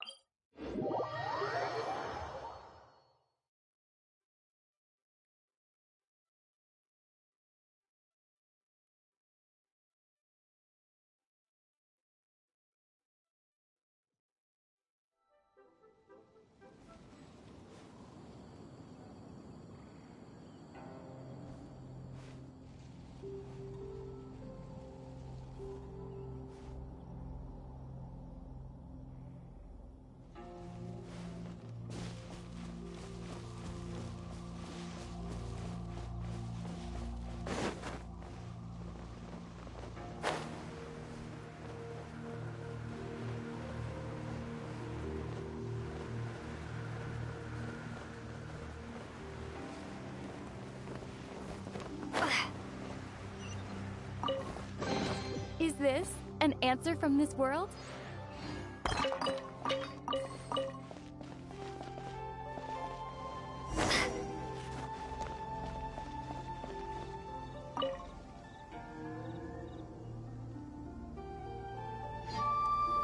It's huge! can totally believe it took an Adeptus to build this. But how do you operate this thing?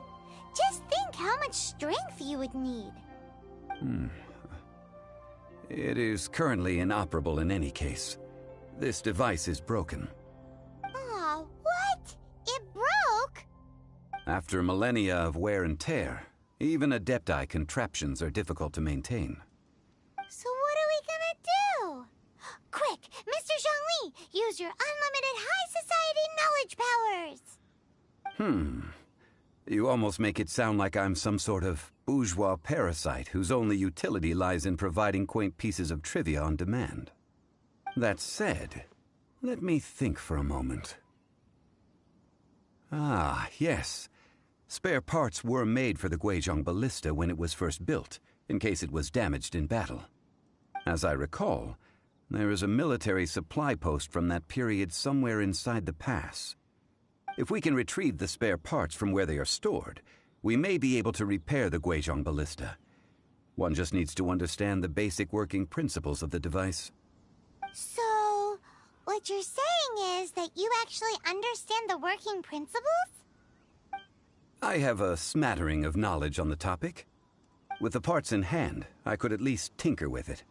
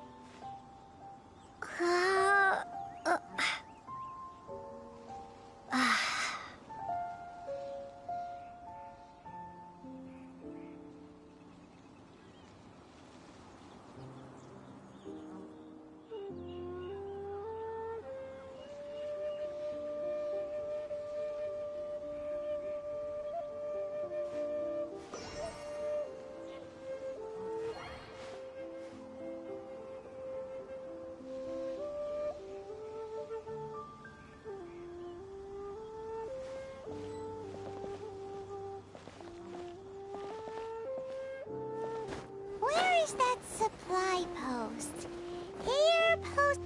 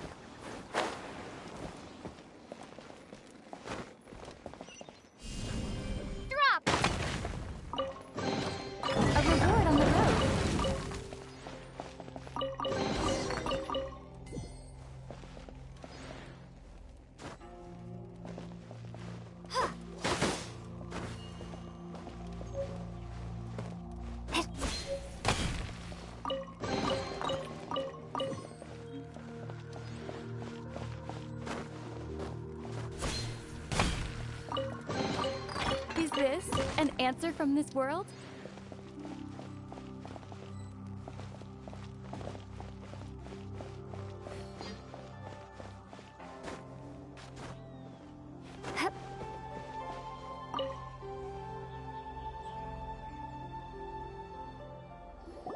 Ah, these parts look useful.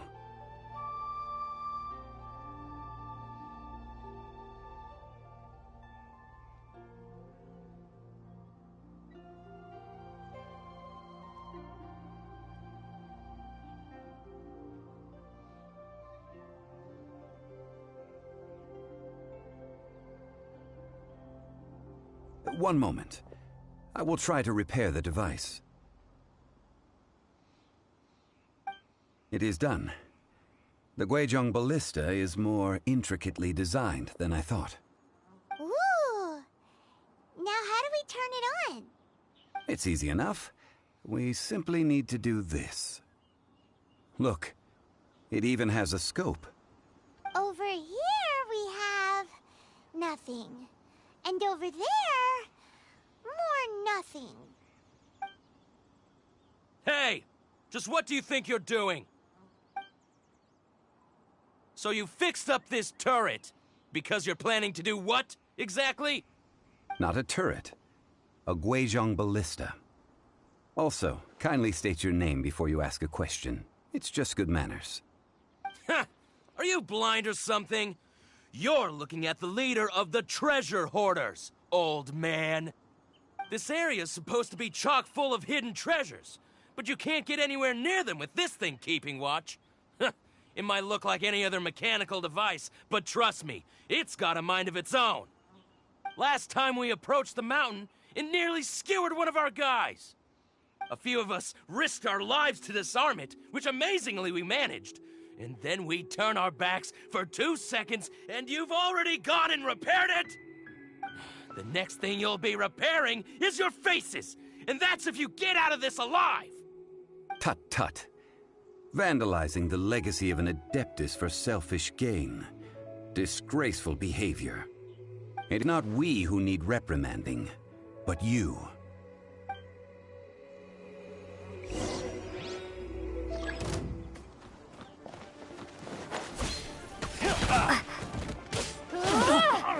Starfall!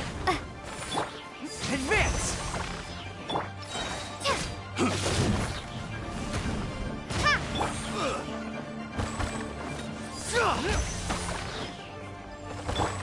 Let the ink!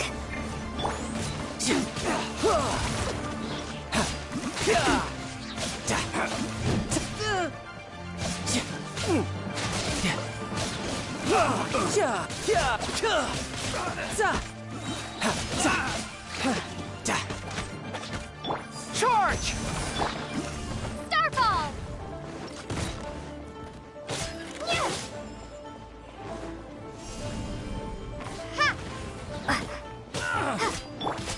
Advance!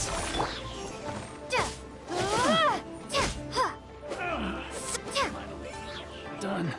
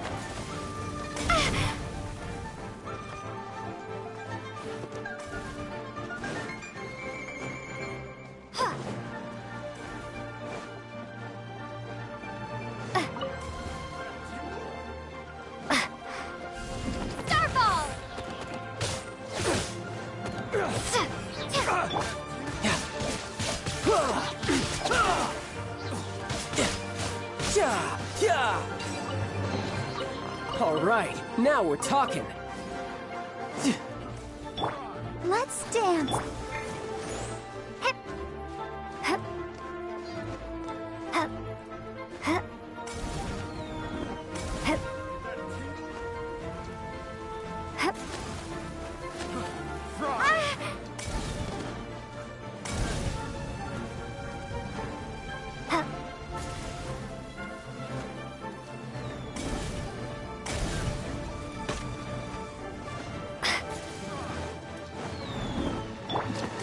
Fall in! Have a little taste. You can run, but you can't hide. You're mine.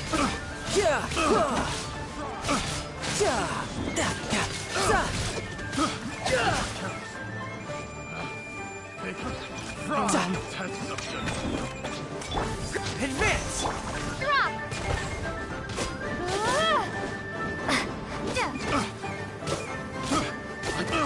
Starball! That was below par. That tingle? I got careless.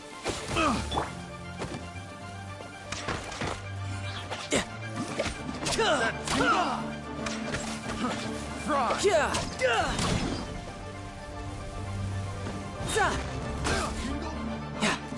Picked the wrong test subject.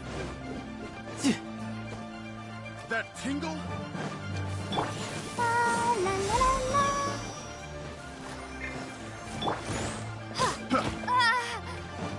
That tingle?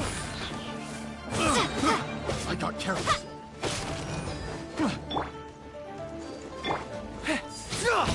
Everyone on me! Crumble apart!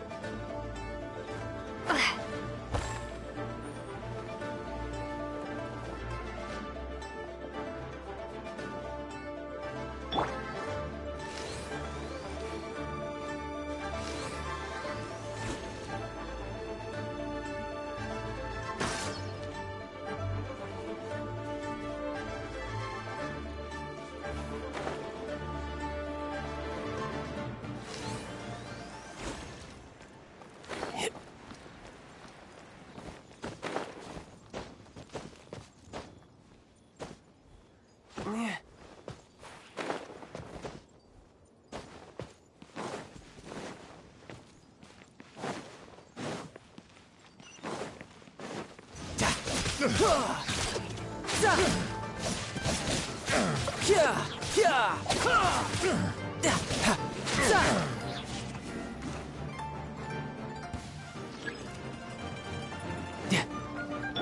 Charge! Come on! Starball! You're open.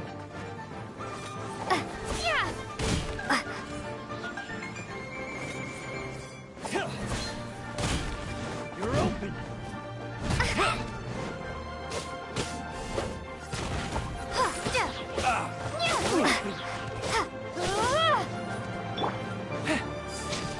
You're open.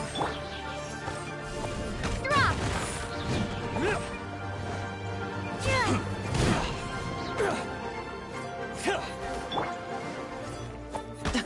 Riptide.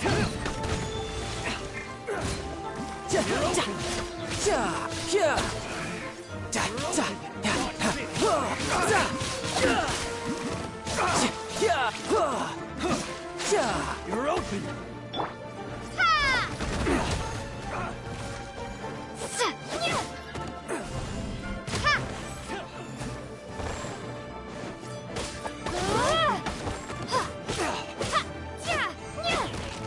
Starball!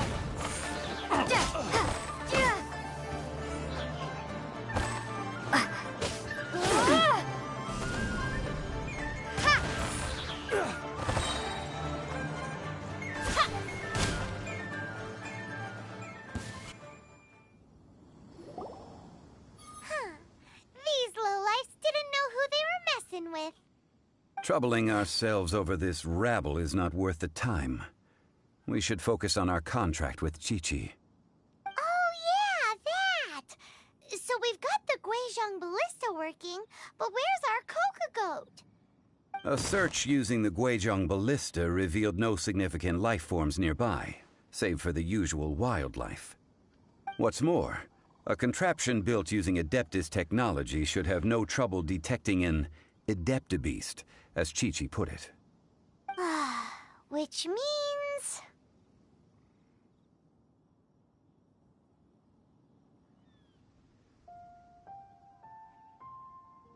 Paimon wouldn't go that far. We did something positive, right?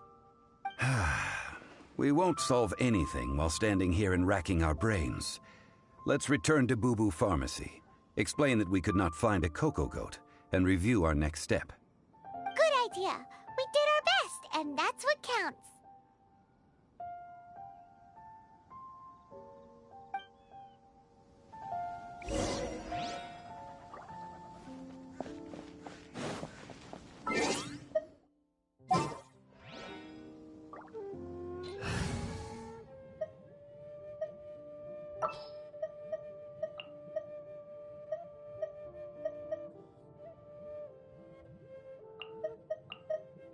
Been a while since I've limbered up.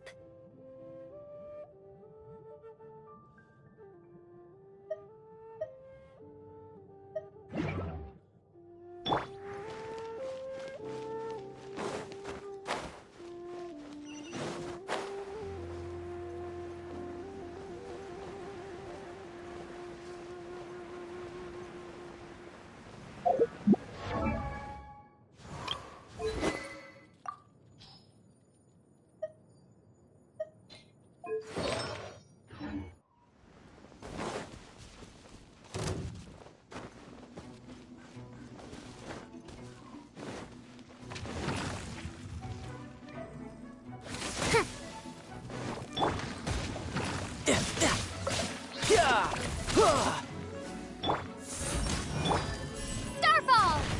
Crumble apart! Have fun with this gift! You can run, but you can't hide.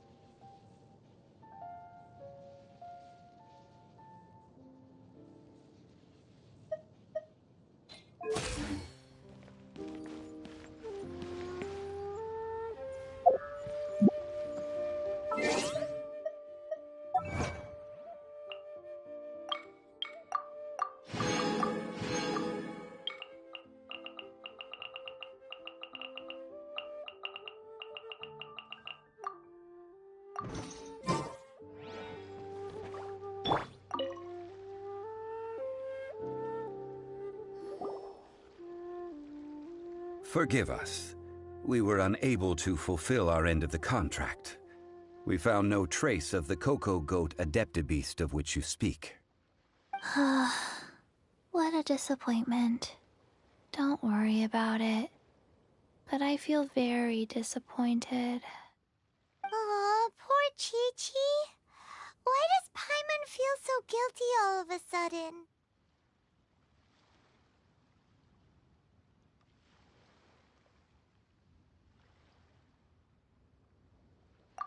Cocoa goat milk is tasty. So tasty. Much better than normal goat milk. Only an Adeptabeast could make such tasty milk.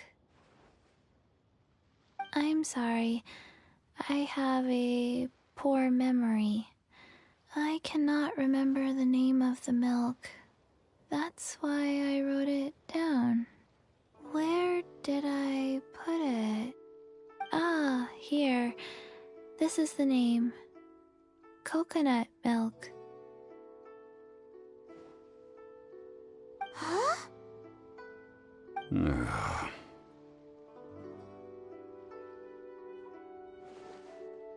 I owe you both an apology.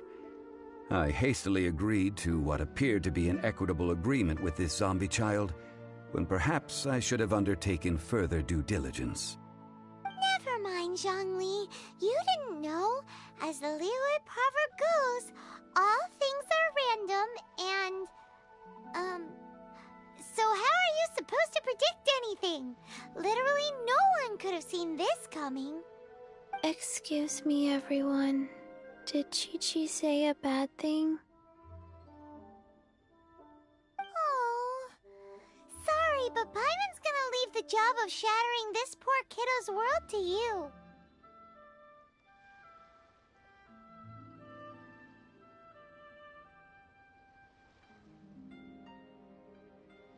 No. Impossible. Seems Chi-Chi took this pretty hard.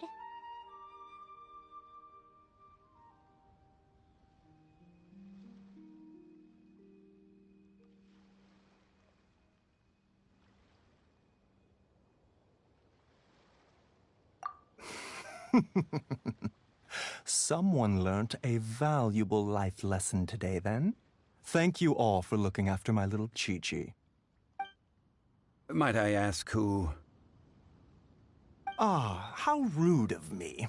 I'm Baizhu, boss of the Boo Boo Pharmacy. Paimon thought Chi-Chi was the boss. Turns out it's some wacko who wears medicinal ingredients around his neck. What a sorry state of affairs. This little mascot is even more of a simpleton than Chi-Chi.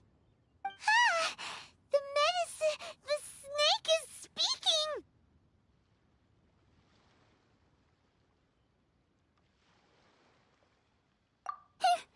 I prefer to stay silent, but faced with strangers, I must speak, lest you mistake me for an escapee from the medicine cabinet, for I am a living, breathing serpent! Don't mind Cheng Sheng. She's a good girl, really. As for you three, communal chaos causing with Chi-Chi aside, what business brings you here? Do you sell everlasting incense in this fine establishment? Everlasting incense? Why, of course we do. Whew, at last. Things are finally starting to come together. 3 million mora. Top quality. Guaranteed.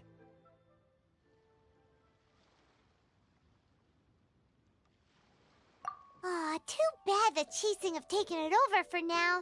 Security will be tighter than usual. 3 million. An innocuous number in and of itself, though practically speaking, it could be a hard sum to come by. It's a crazy number. We'd never be able to make that much mora. And as for Mr. Zhongli, he's around 3 million short. This is correct.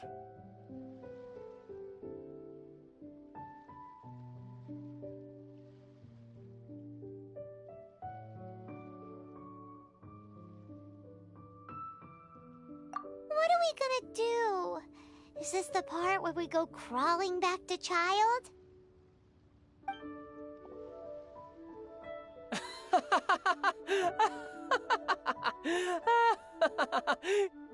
Cocoa goat! Cocoa goat! My sides hurt. Oh my goodness. I cannot believe you fell for that. Hey, less laughter, more sympathy. I'm almost in tears over here. Thank you. That was the best laugh I've had in a long time. In return, I'm more than happy to sort out this mess you've managed to get yourselves into. Excuse me, sir. Dr. Baiju, isn't it? Truly honored. I'm Child, one of the Fatui Harbingers. Forgive my audacity, but I see a great many opportunities for us to collaborate in the future. If Boo Boo Pharmacy needed a stable supply of, say, coconut milk, the Fatui could help by setting up a robust and speedy distribution network. Strange. I knew the Fatui infiltrated businesses with seductive deals, but so much fuss over coconut milk? Coconut milk. Baiju, quick. Chi-Chi wants coconut milk. Ah, yes, of course, Chi-Chi. Anything you want. Thank you, Child. I look forward to a successful collaboration in the future. I can give you a discount on that everlasting incense, too. Let's say 2,990,000 Mora. That's like 0 difference from 3 million! 2,990,000. Also an innocuous number in and of itself, though practically speaking, it is a whole 10,000 less than the original sum of 3 million. Well, now that this is settled, we must head back to Yujing Terrace. Mr. Child, Dr. Baiju, Little Miss Chi-Chi, see you soon.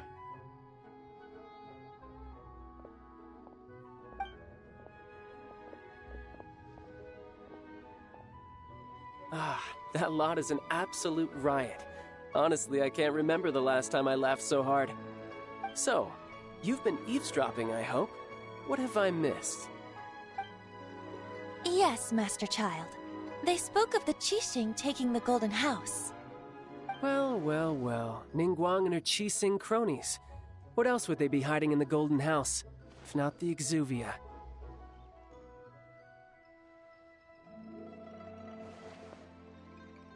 I apologize, but I warned you, didn't I? As the old Liyue saying goes, the walls have ears.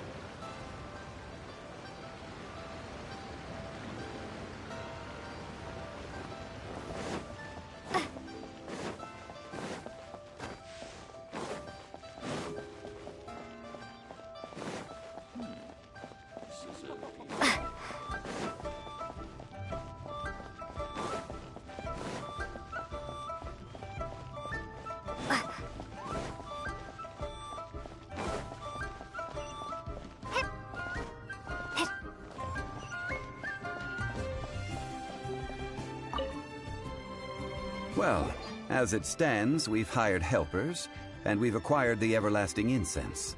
The completion of our preparations is not far off. Whew! Finally! Well, Traveler, have you gained anything from our adventure so far?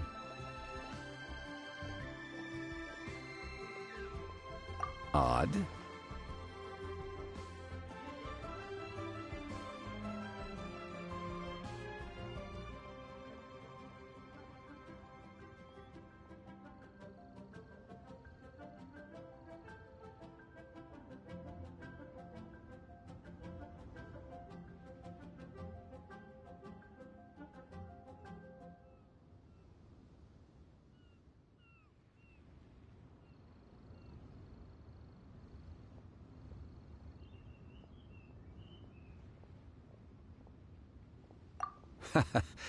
Which is it, I wonder? The questions that such travels raise are ever so complicated. Well, I'll leave you to ruminate over it yourself. As to remuneration for your help, I've decided to treat you to a meal. Oh, yes, don't worry. I will remember to bring the Mora this time. Tonight, I shall take you both to an old hole-in-the-wall, praised throughout Liyue. Hole in the wall? As in a cool restaurant? Indeed. Let us meet near the harbor, at third round knockout. May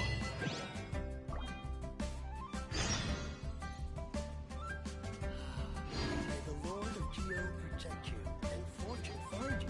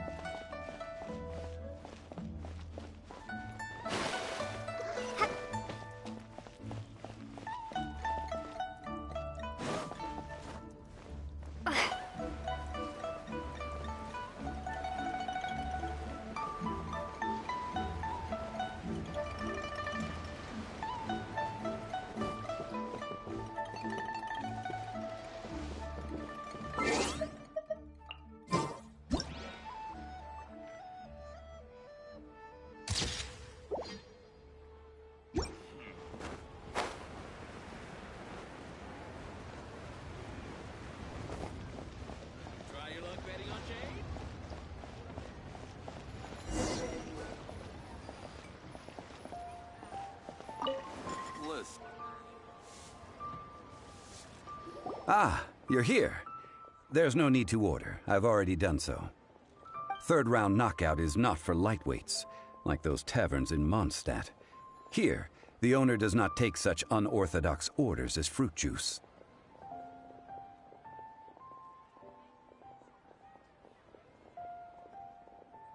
I ordered some wine-fermented sweet rice balls for you, if that counts.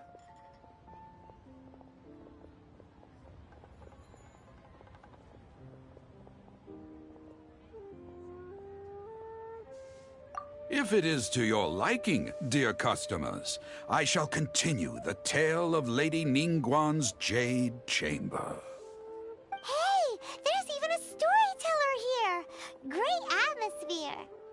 Besides fine wine, the excellent ambiance is the reason why this place is so well loved.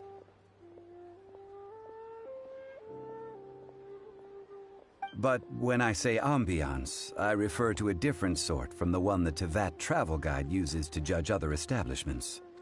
As you all know, high above the land of Liyue lies a pavilion in the clouds, a palace in the mist. What does it mean to have all-seeing eyes? This, my friends, Lady Ningguang's masterwork that bridges earth and sky. Imagine, the weather is clear, and you gaze down from the deck on the world below. Behold, the glorious sights of Liyue Harbor, stretching out far and wide. They say that when Lady Ningguang ponders important affairs, she retreats to her Jade Chamber with none but her 3 closest confidants in tow. Why brings she these trusted 3 to sift through sources, dig through documents, looking for information? Piece by piece, facts and figures paint a picture on the walls of the chamber. But well before the wall is filled, Lady Ningguang's mind is made up. Having made her call, she has every last document shredded, and whoosh, she scatters the shavings out her window.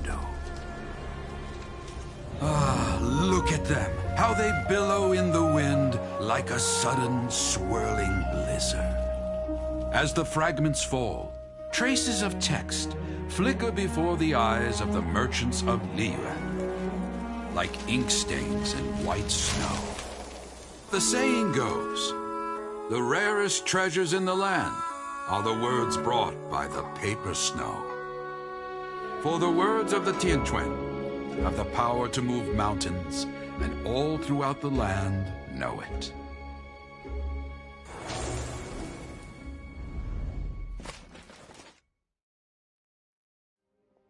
These are but scraps of paper, and yet they guide Lady Ningguang's hand. Such is their value. Merely grasping one or two of them will surely gift you a fragment of her wisdom, enough to stay a step or two ahead of your peers. Tianquan Ningguang. Feels like we're hearing this name a lot. Liyue locals talk about her. The Fatui hate her. She's most likely the one who hid the Exuvia, and we saw her at the Rite of Descension. Huh. Paimon wonders what sort of person she is. At last I have found you. You who returned from Jueyun Karst. Who's there?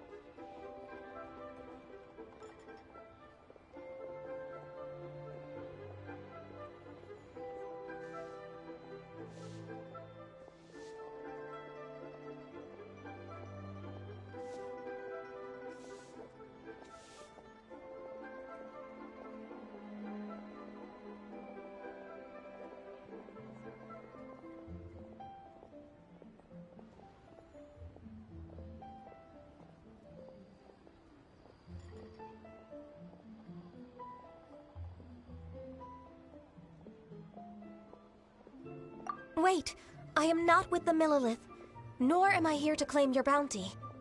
However, I am an emissary of the Liyue Qixing. My name is Ganyu, secretary at the Yuehai High Pavilion, and I have come specifically to meet you.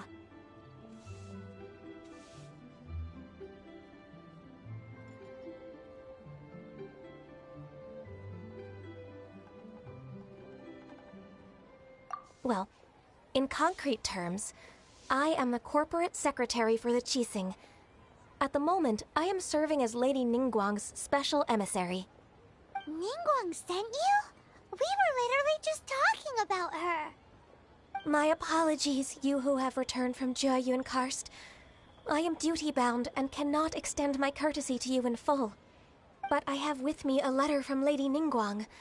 She extends a formal invitation to you in her capacity as Tianquan. She invites you to her palace in the sky. An official invitation? Lady Ningguang said this. Invite her to come here. I wish to meet her. At the Jade Chamber, together we shall snip every one of these entwining dark threads.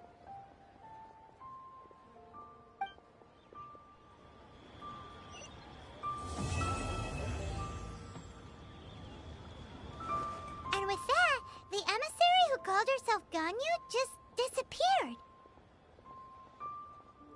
But we've received an invitation from the Liyue Qixing. Paimon still can't believe it. We'll be meeting people that have way more money than Paimon could ever count. We should be on our best manners.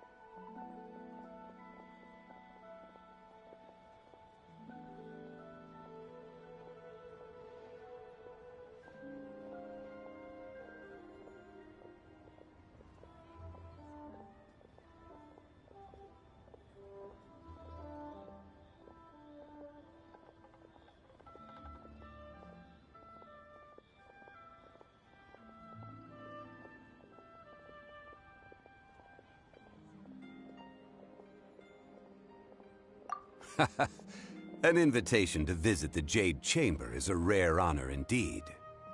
You'd best be on your way now. But don't forget about the rite of parting. Once you've finished at the Jade Chamber, meet me at Dihua Marsh.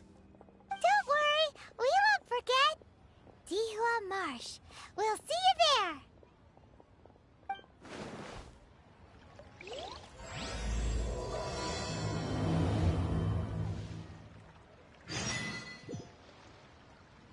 Oh there.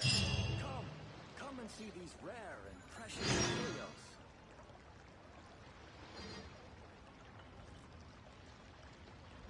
Made another handsome to sum our today. success.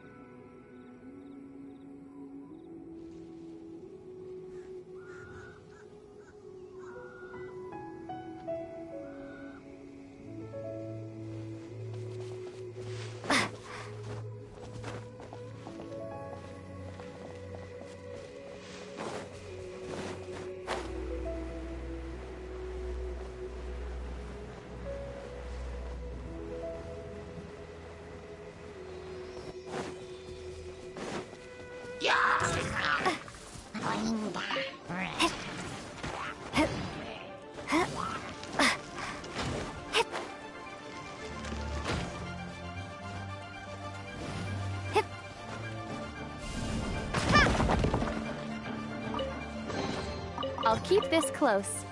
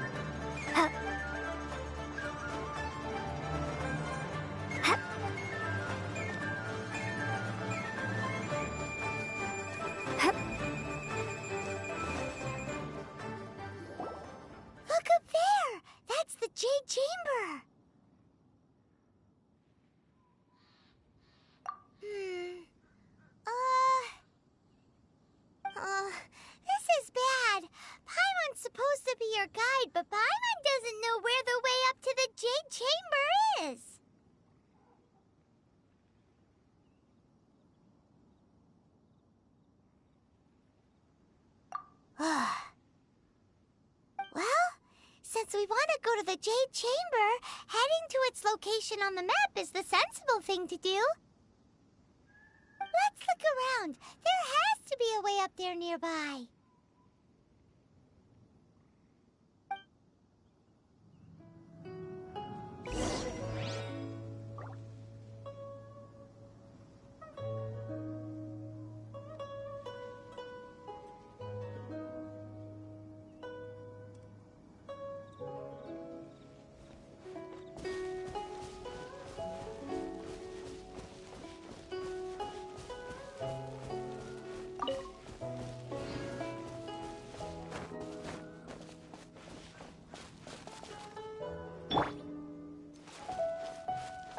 Too late for regret. Hey, look!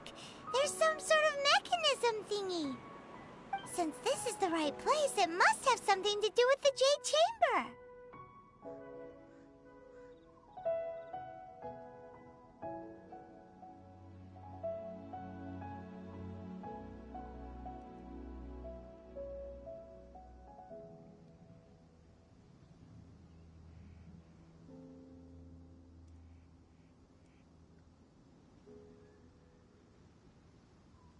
Yes, this must be the way.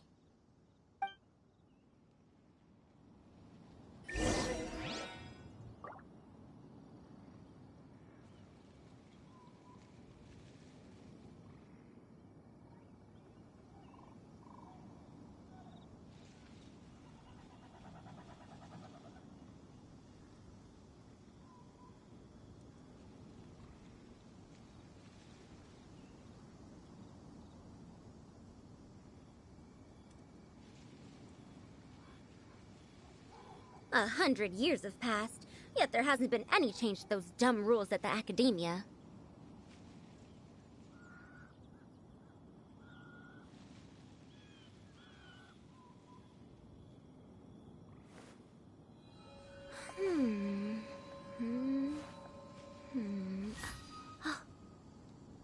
Huh?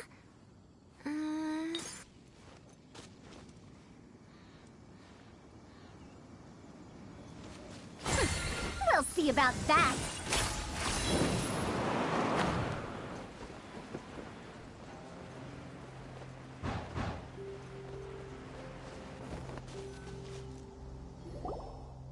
Huh?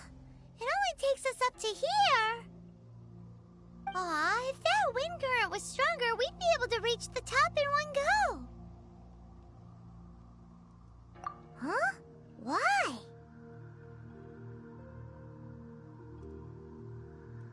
Or... Oh, Paimon gets it! If it was a secret, Ganyu wouldn't have let us try to find it ourselves, right? Alright, let's follow your plan. Then we can...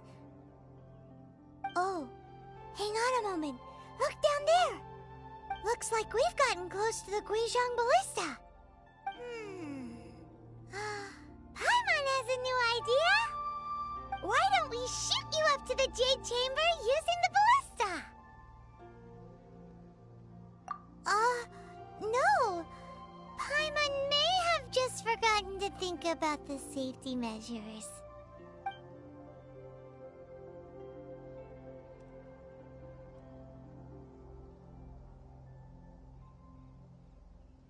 Oh, that's right. Now that you mention it, we could use the Guizhong Ballista to see if there's another way up nearby.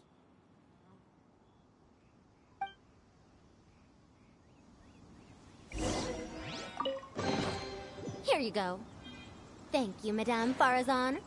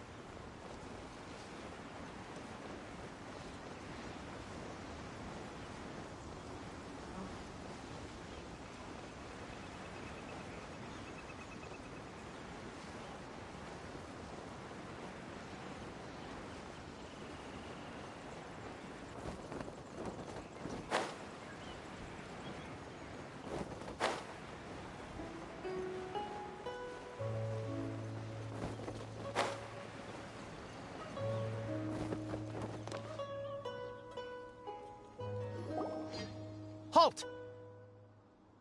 Who trespasses on these hallowed grounds?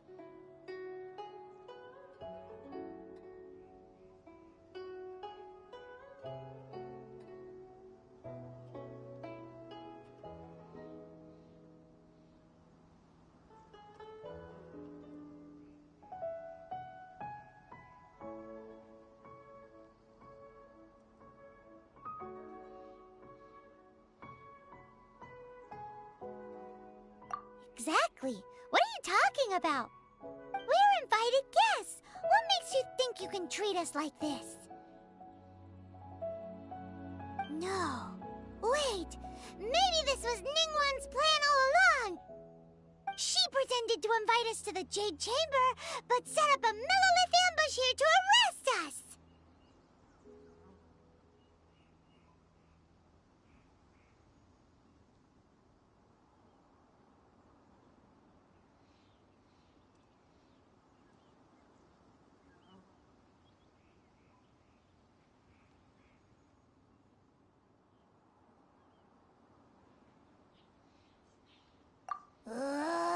Now Paimon's mad! You! Over there! This is a trick, isn't it? How shameless!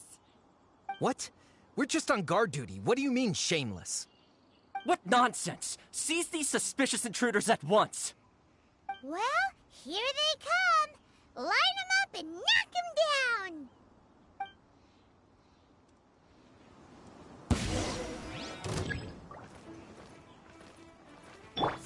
Dare to mess with me?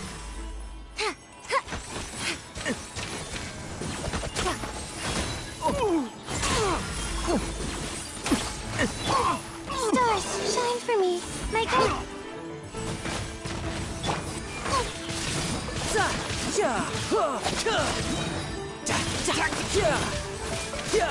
Bring it on. To arms! Take the target alive! We'll see about that. Too late for regrets. Riptide.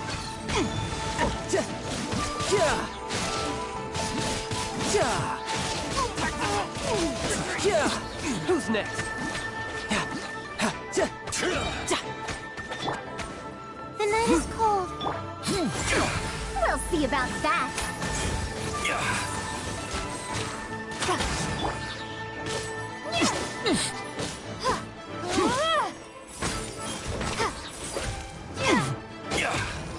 Who goes there? Attack! Not now. Cold, mine to command. Too late for regrets. You can run, but you can't hide.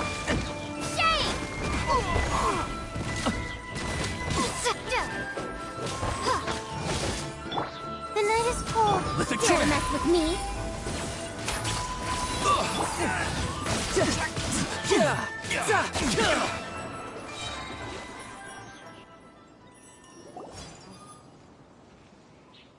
Stop! What's all this about? Lady Keqing, these two strange people suddenly appeared. They seem to have designs on the Guizhong Ballista. Who are you calling strange?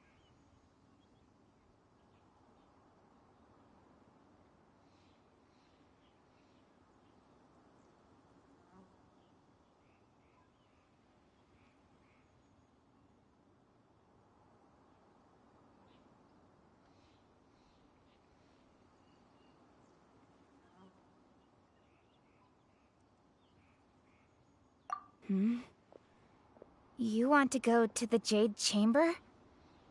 Who are you? We're invited guests here to look for the Liyue Qixing. Who are you? Well, as it happens, I am one of the Liyue Qixing. Oh! I'm Keqing, the Yuheng of the Qixing. I know of you, traveler. You're Ningguang's guests, yes? Didn't expect to meet you here in the mountains. Wow. Paimon didn't think we'd meet some super rich big shot out here in the middle of nowhere either. The Guizhong Ballista in Tianheng Pass has long been in disrepair, and yet it was fixed in a single night. I came here to investigate that occurrence. These Millelith are just here to guard the scene, not to arrest anyone. So this was all a misunderstanding? Paimon never would have thought.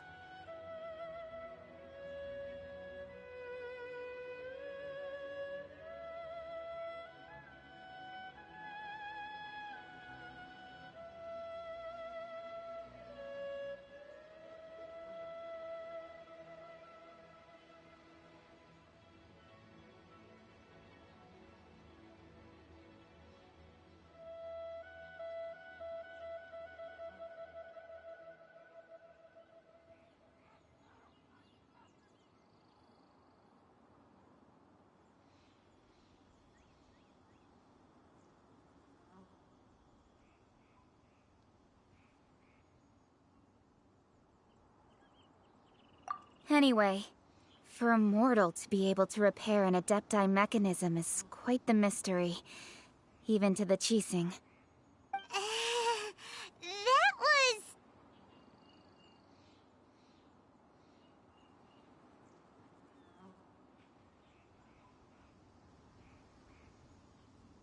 Huh? Oh, right. So, Lady Yuhong, might you have any idea why Lady Tianquan invited us to go to the Jade Chamber? Just call me Keqing. I'd say that Ningguang's purpose is to request that the savior of Mondstadt take a more neutral stance. Or at least, to not wholly side with the Adepti. We're not taking sides. We spoke with the Adepti. They want to protect Liyue as well. When you say protect, you're referring to their sanctimonious arrogance, aren't you? Huh? You are mortals, and thus under their protection. There was no way they would have regarded you as someone with the ability to assassinate a god. Naturally, they would also regard Ningguang's locking down the area, questioning the citizenry, and pursuit of the assassin to be pointless work. Perhaps they even wonder if there might be a cover-up. I'll say it like it is. They're underestimating us. Well, you've got a point there. Still, this is the first time Paimon's seen a person from Liyue who doesn't respect the gods or the Adepti. Should I respect the shallow sense of time and condescension to mortals that has caused them to delay in moving against us, Qixing? Forget it. I shouldn't speak of them this way. This skepticism is mine alone, and Ningguang does not share it. Either way, I will admit that the actions of the Adepti this time were quite restrained. Rex Lapis's death is indeed an extraordinary circumstance. But to think that they would call for a council of Adepti rather than come down here directly. How surprisingly civilized of them.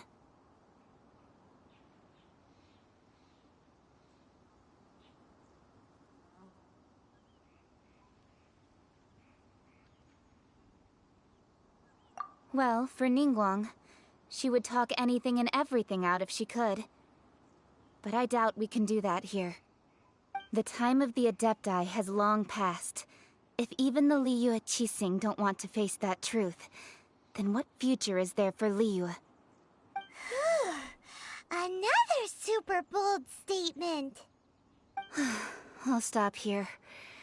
Honestly, I hadn't intended to say so much. But you're a good listener, Traveler. You should both be off to the Jade Chamber. Don't be late now. Ningguang's schedule is packed to the gills all the way till next year.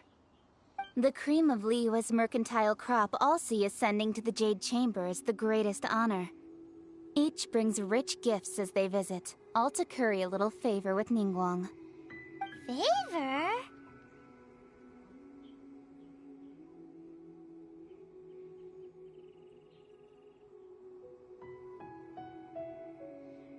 But... Wait, that's right! Greeting gifts are a staple of Liyue's culture! We need to get one. Not to curry favor or anything, just to respect Liyue's culture.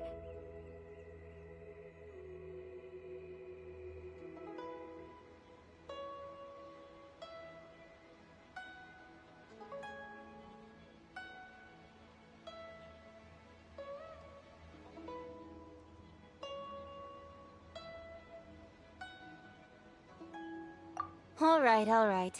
You can decide on your greeting gift yourselves. Let me tell you how to get to the Jade Chamber first. You didn't actually have to come to Mount Tianheng. Go back to Liyue Harbor. Find a guide at the Yuehai Pavilion, and... well then. May we meet again, traveler. Well, that Yuheng may not respect the gods, but Paimon thinks she's a pretty cool person.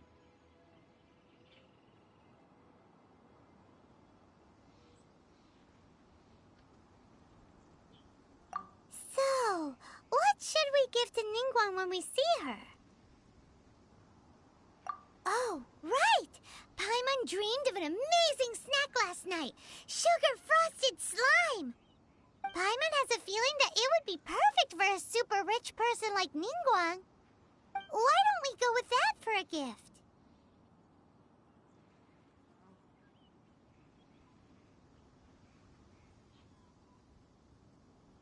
Nope! But Paimon's sure that we just need to make it with some boom shakalaka. Let's go gather ingredients. Time waits for no one, and neither will our riches.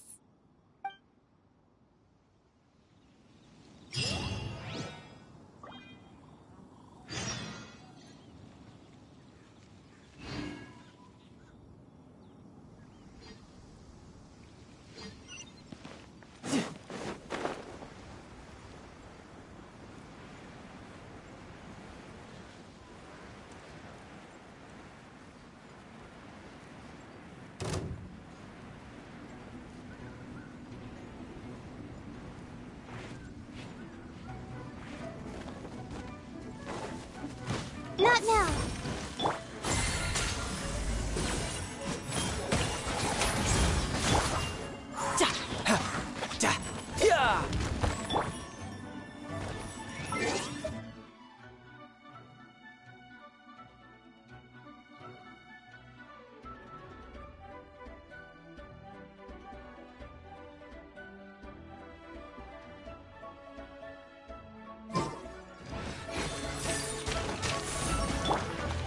For regrets.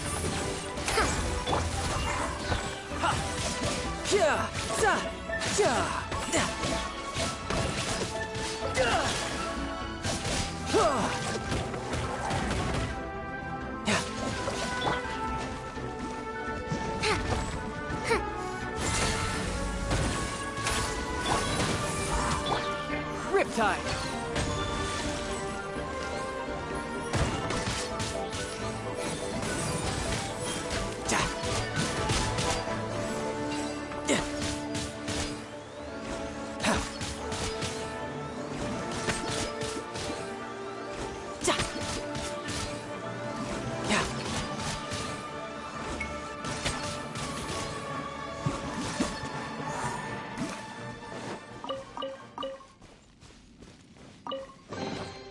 All right, now we're talking.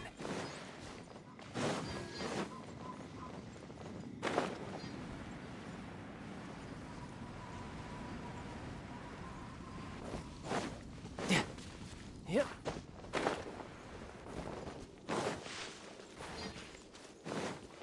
Ooh, look at that slime. It looks crystal clear and very delicious. That's the one.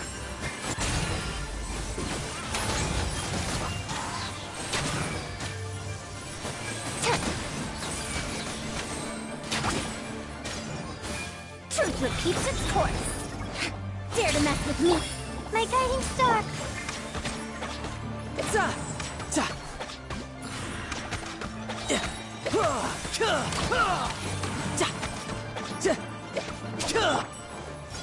Not now. You're mine. No time?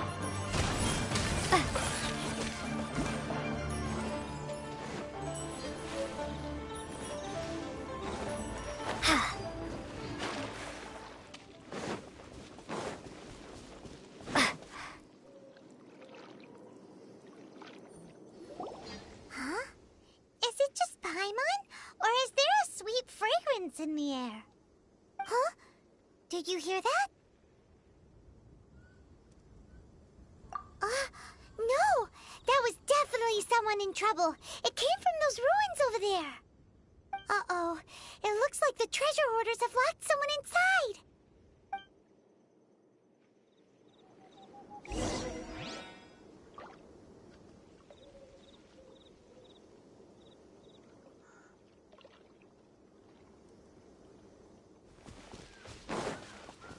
There's no end to this. Direct assault! Too late for regrets. That was solo time. Dare to mess with me?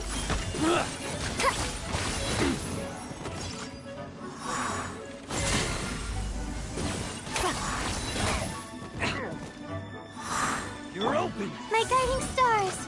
Have a taste of this! You're open! We'll see about that. Dare to mess with me? You can run, but you can't hide.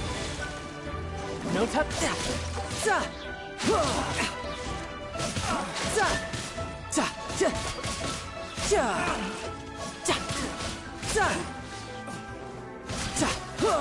Bring it on. The night is cold.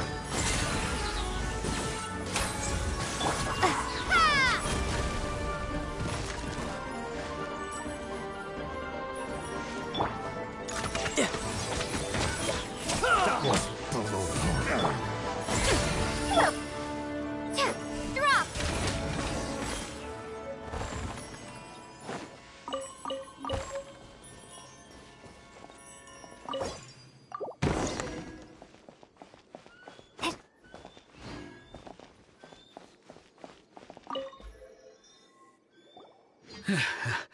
Thank you for your help, kind travelers. If you hadn't come to my aid, I surely would have rotted in this cell. Those treasure hoarders, when their mood was good, they'd rearrange those pots of sweet flowers. When they were in a bad mood, they'd rearrange my face. Aw, it was nothing. No need to thank us all at once or anything. I understand. Don't worry, I will compensate you both.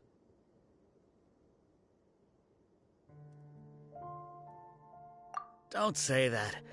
I only escaped this predicament because of you. I'm Meng Dan, a supplier for Mingxing Jewelry in Liyue Harbor. I often walk around these mountains in search of antiques. I never expected that those treasure hoarders would have their eyes on the same ruins that I had. Before I knew it, they'd caught and imprisoned me. Is there anything that you lack? Antiques, treasure, various knickknacks, you name it. Well, as long as you want what I have to offer, of course. Wait a moment. Actually, we are looking for something. Oh? And what might that be? Do you have a box that can store presents?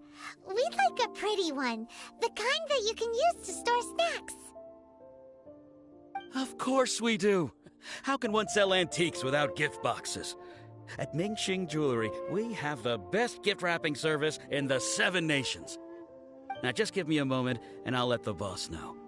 You can go see her whenever you require that box. Great! Paimon Sugar Frosted Slime now comes in a beautiful package.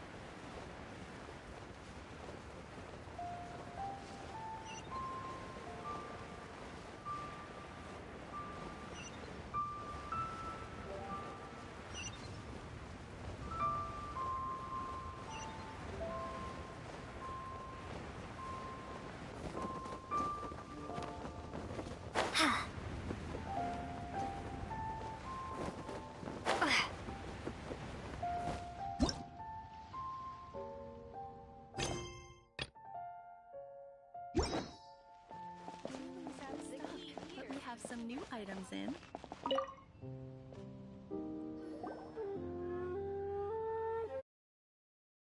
I called Mung Dan told us that we could get a nice and shiny box from your store. Uncle Mung already told me about it. Thank you both for saving him. Many of the best goods in our store were found by Uncle Mung. If anything were to happen to him, it would be impossible for us to continue doing business. Here, this container is itself an antique, with at least 140 years of history. It's already been cleaned. Will it do? Yep. It's great! Hang on a moment. Could we borrow one other thing? Sure. Please help yourselves. As long as it's on our shelves. Traveler, this clay pot looks really awesome. If we use an antique as our mixing bowl, we should be able to make a great snack. It's done! The one and only sugar-frosted slime! Carefully now. Into the box it goes and dust it over with a bit more powdered sugar. Oh, yes. You might want to use these 2 freshly picked flowers as decorations, too.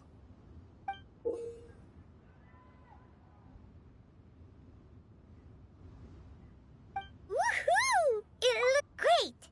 Now that we've put all that we've got into this box, let's go to the Jade Chamber to see Ningguang.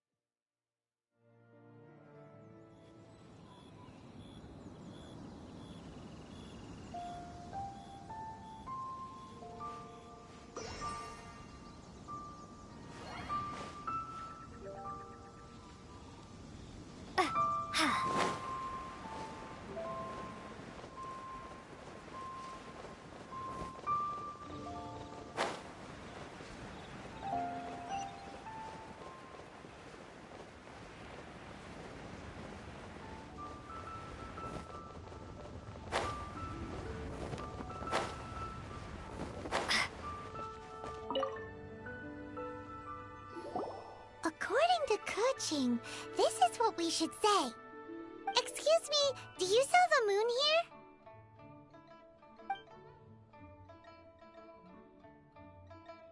Yes. How many would you like? It's not convenient to speak of numbers here. Ah, well said. Please, use this to ascend to the chamber. Yes, speaking of which, are you two the guests that Lady Ningguang has arranged to meet with today? Yep. And yet the code they used was not the one for guests, but for the Yuheng. What's going on here?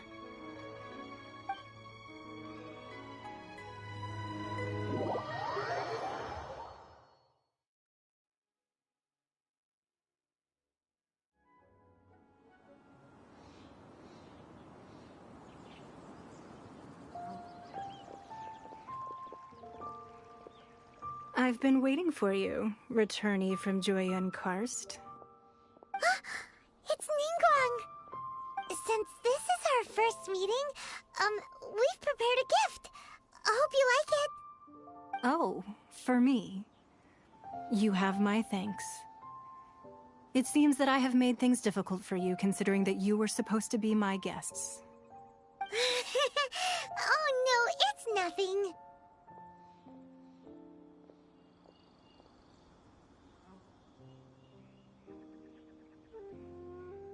This palace floats in the skies, higher than the peak of any mountain.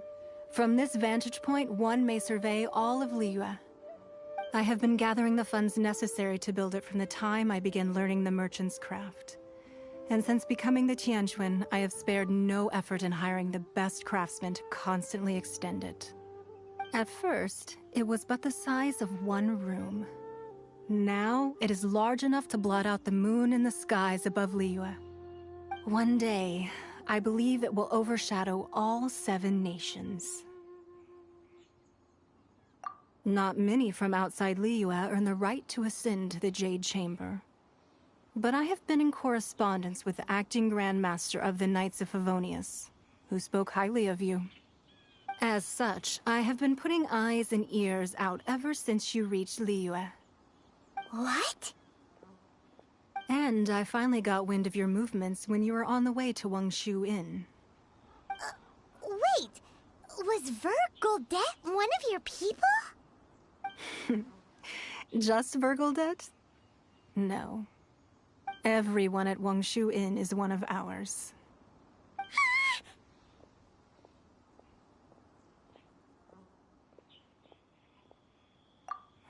At the Guizhong Ballista, yes? You weren't peeking on us from the skies the whole time, were you?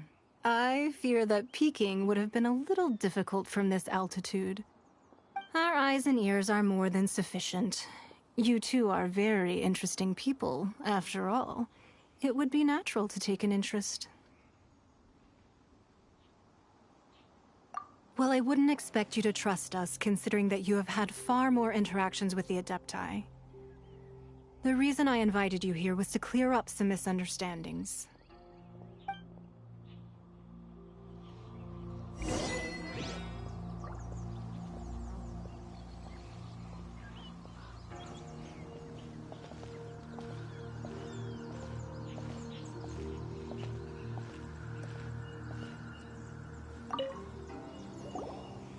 I believe that you've heard of the Archon War.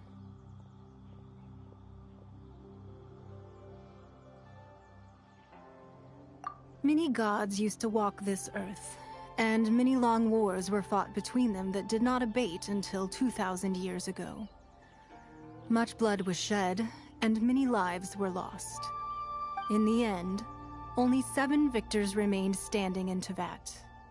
They built cities and nations on the corpses of the vanquished, and thus began the era of the 7. You can see Goyun Stone Forest from here, I trust. It is no natural rock formation. Those are giant spears of rock hurled by Rex Lapis during the war. Beneath the spears lie those cast down by Rex Lapis in those days, gods that failed to seize the title of Archon. Not only is it true that gods may die, but so too has the membership of the 7 changed over the last 2 millennia. Rex Lapis's passing is an unimaginable disaster for Liyue, but the Order of the 7 will not collapse simply because of that. Another Lord of Geo will arise sooner or later. Yet, how are we to forget Rex Lapis? When that time comes, the relationship between the people of Liyue and the gods and Adepti will surely be different from before. Even in a new era, the Liyue Qixing remain Rex Lapis's former subjects. Do you really think us capable of having played a part in his demise? Of lacking the foresight to see the certain repercussions?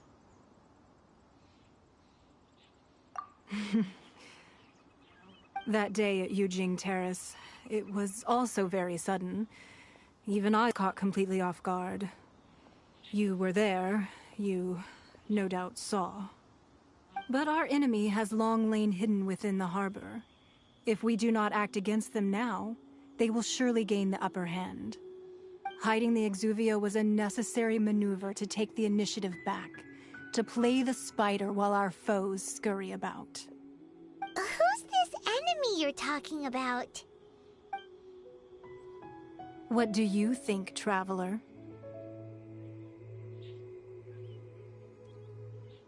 Huh? What are you two talking about? Well answered.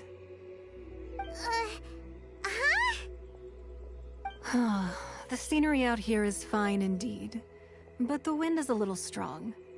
Our preparations to receive guests within are complete, so please, this way.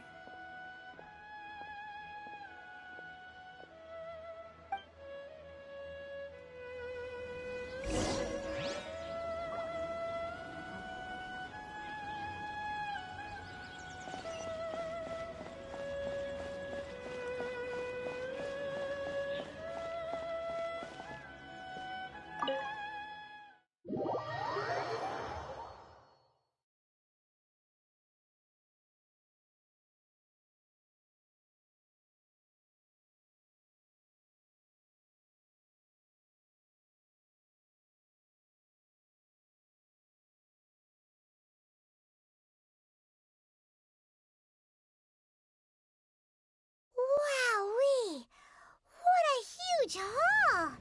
Paimon's never seen such a fancy place before.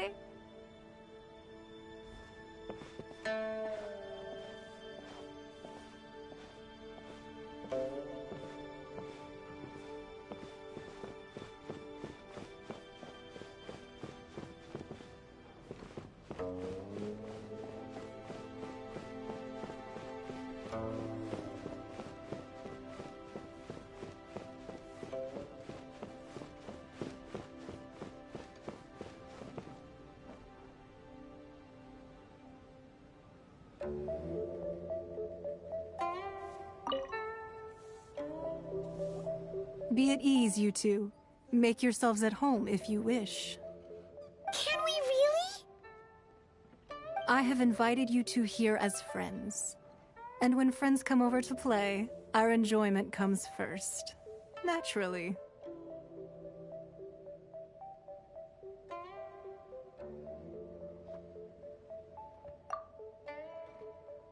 Ooh, isn't this that legendary wall? Why, you've kept your ear to the ground, I see. That's because even the storytellers are talking about it. Everyone's after a piece of paper from that wall. It's super famous. That's because that wall records Leo's secrets. Merchants have always been attracted to secrets. But the secrets of the mercantile world are of no interest to you, are they, traveler? You're rather special, really, and I think you're quite aware of that. If possible, I'd like to have your trust. But if you were to choose the more trustworthy person between myself and Keqing...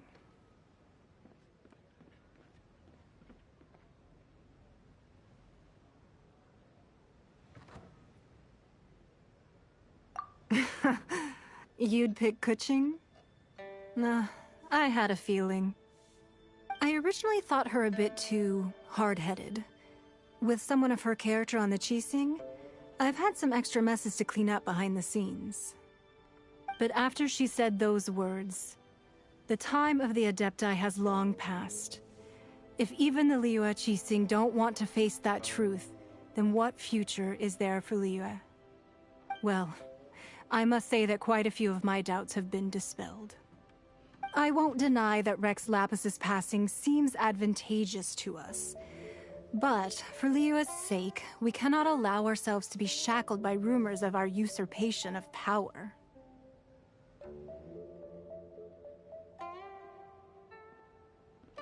Indeed. It seems that you understood what I meant to say from the very beginning. I called for the gag order and for the Exuvia to be hidden to temporarily stabilize the situation, and also to prevent something similar to the incident in Mondstadt. With Rex Lapis's death, the Fatui have busied themselves with many clandestine actions beyond their diplomatic remit. As the Tianquan, one responsible for Liyue, I cannot be too concerned with appearances when opposing them. Allowing the rite of parting to take place was also meant to buy some time for us to take control of Liyue's administration. It's exactly as Zhongli said. The Qixing only provided the venue for the rite so they could use us for their own ends. Wait, that's right. Speaking of ends, could I say one other thing? Of course. Paimon's heard that anyone who sends a greeting gift gets a little something in return. So, does that include us? It's all right. I like direct people. Well, we have made quite a bit of trouble for you recently. How about this? You can pick any one object here as you please, and you may take it with you. Yay! Paimon was just waiting for you to say that! Let's see, what should we get? One of the sheets on that wall!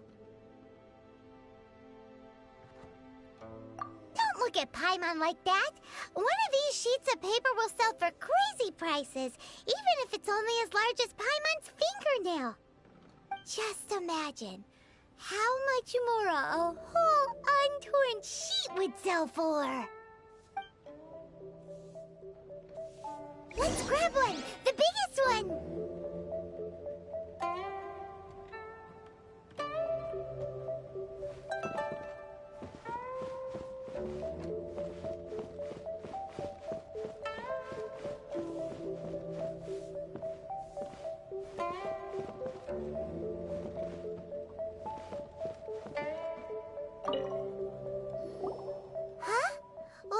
an easy search. The biggest sheet is right up there in the most obvious spot.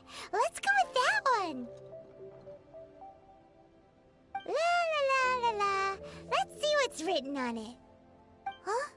There's a place marked with a circle on here. Oh, could it be treasure? Whatever it is, it better make us filthy rich. Let's see what's written over here. Sigil of permission, something, something, Fatui, research, copy. Huh? Aw, that doesn't sound like treasure at all. This piece of paper shows that a Qixing spy discovered traces of classified Fatui research on the Sigil of Permission. Oh, Ningguang did say that the Fatui have been up to all kinds of mischief in the shadows of Liyue. Spreading rumors, wanting to get their hands on the Archon's body and whatnot. But research on the Sigil of Permission? Paimon wonders what they're up to. Speaking of which, there's also some connection between you and the Sigil of Permission. Seems there's still more for us to find out.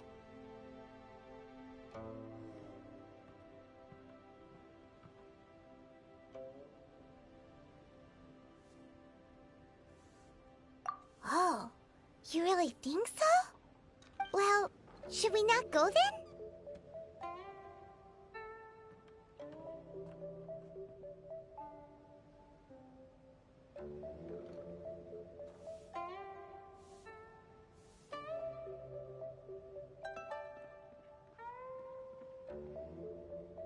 Oh, so you're saying that it's precisely because we can't completely trust Ningguang that we should confirm the truth of what she says for ourselves. That's way out of Paimon's league. Paimon thinks she's been nothing but good to us. Anyway, we'll see if you're onto something. Before we look for Zhongli at Dihua Marsh, let's go to the place marked out on these papers and see if the Fatui really are up to no good there.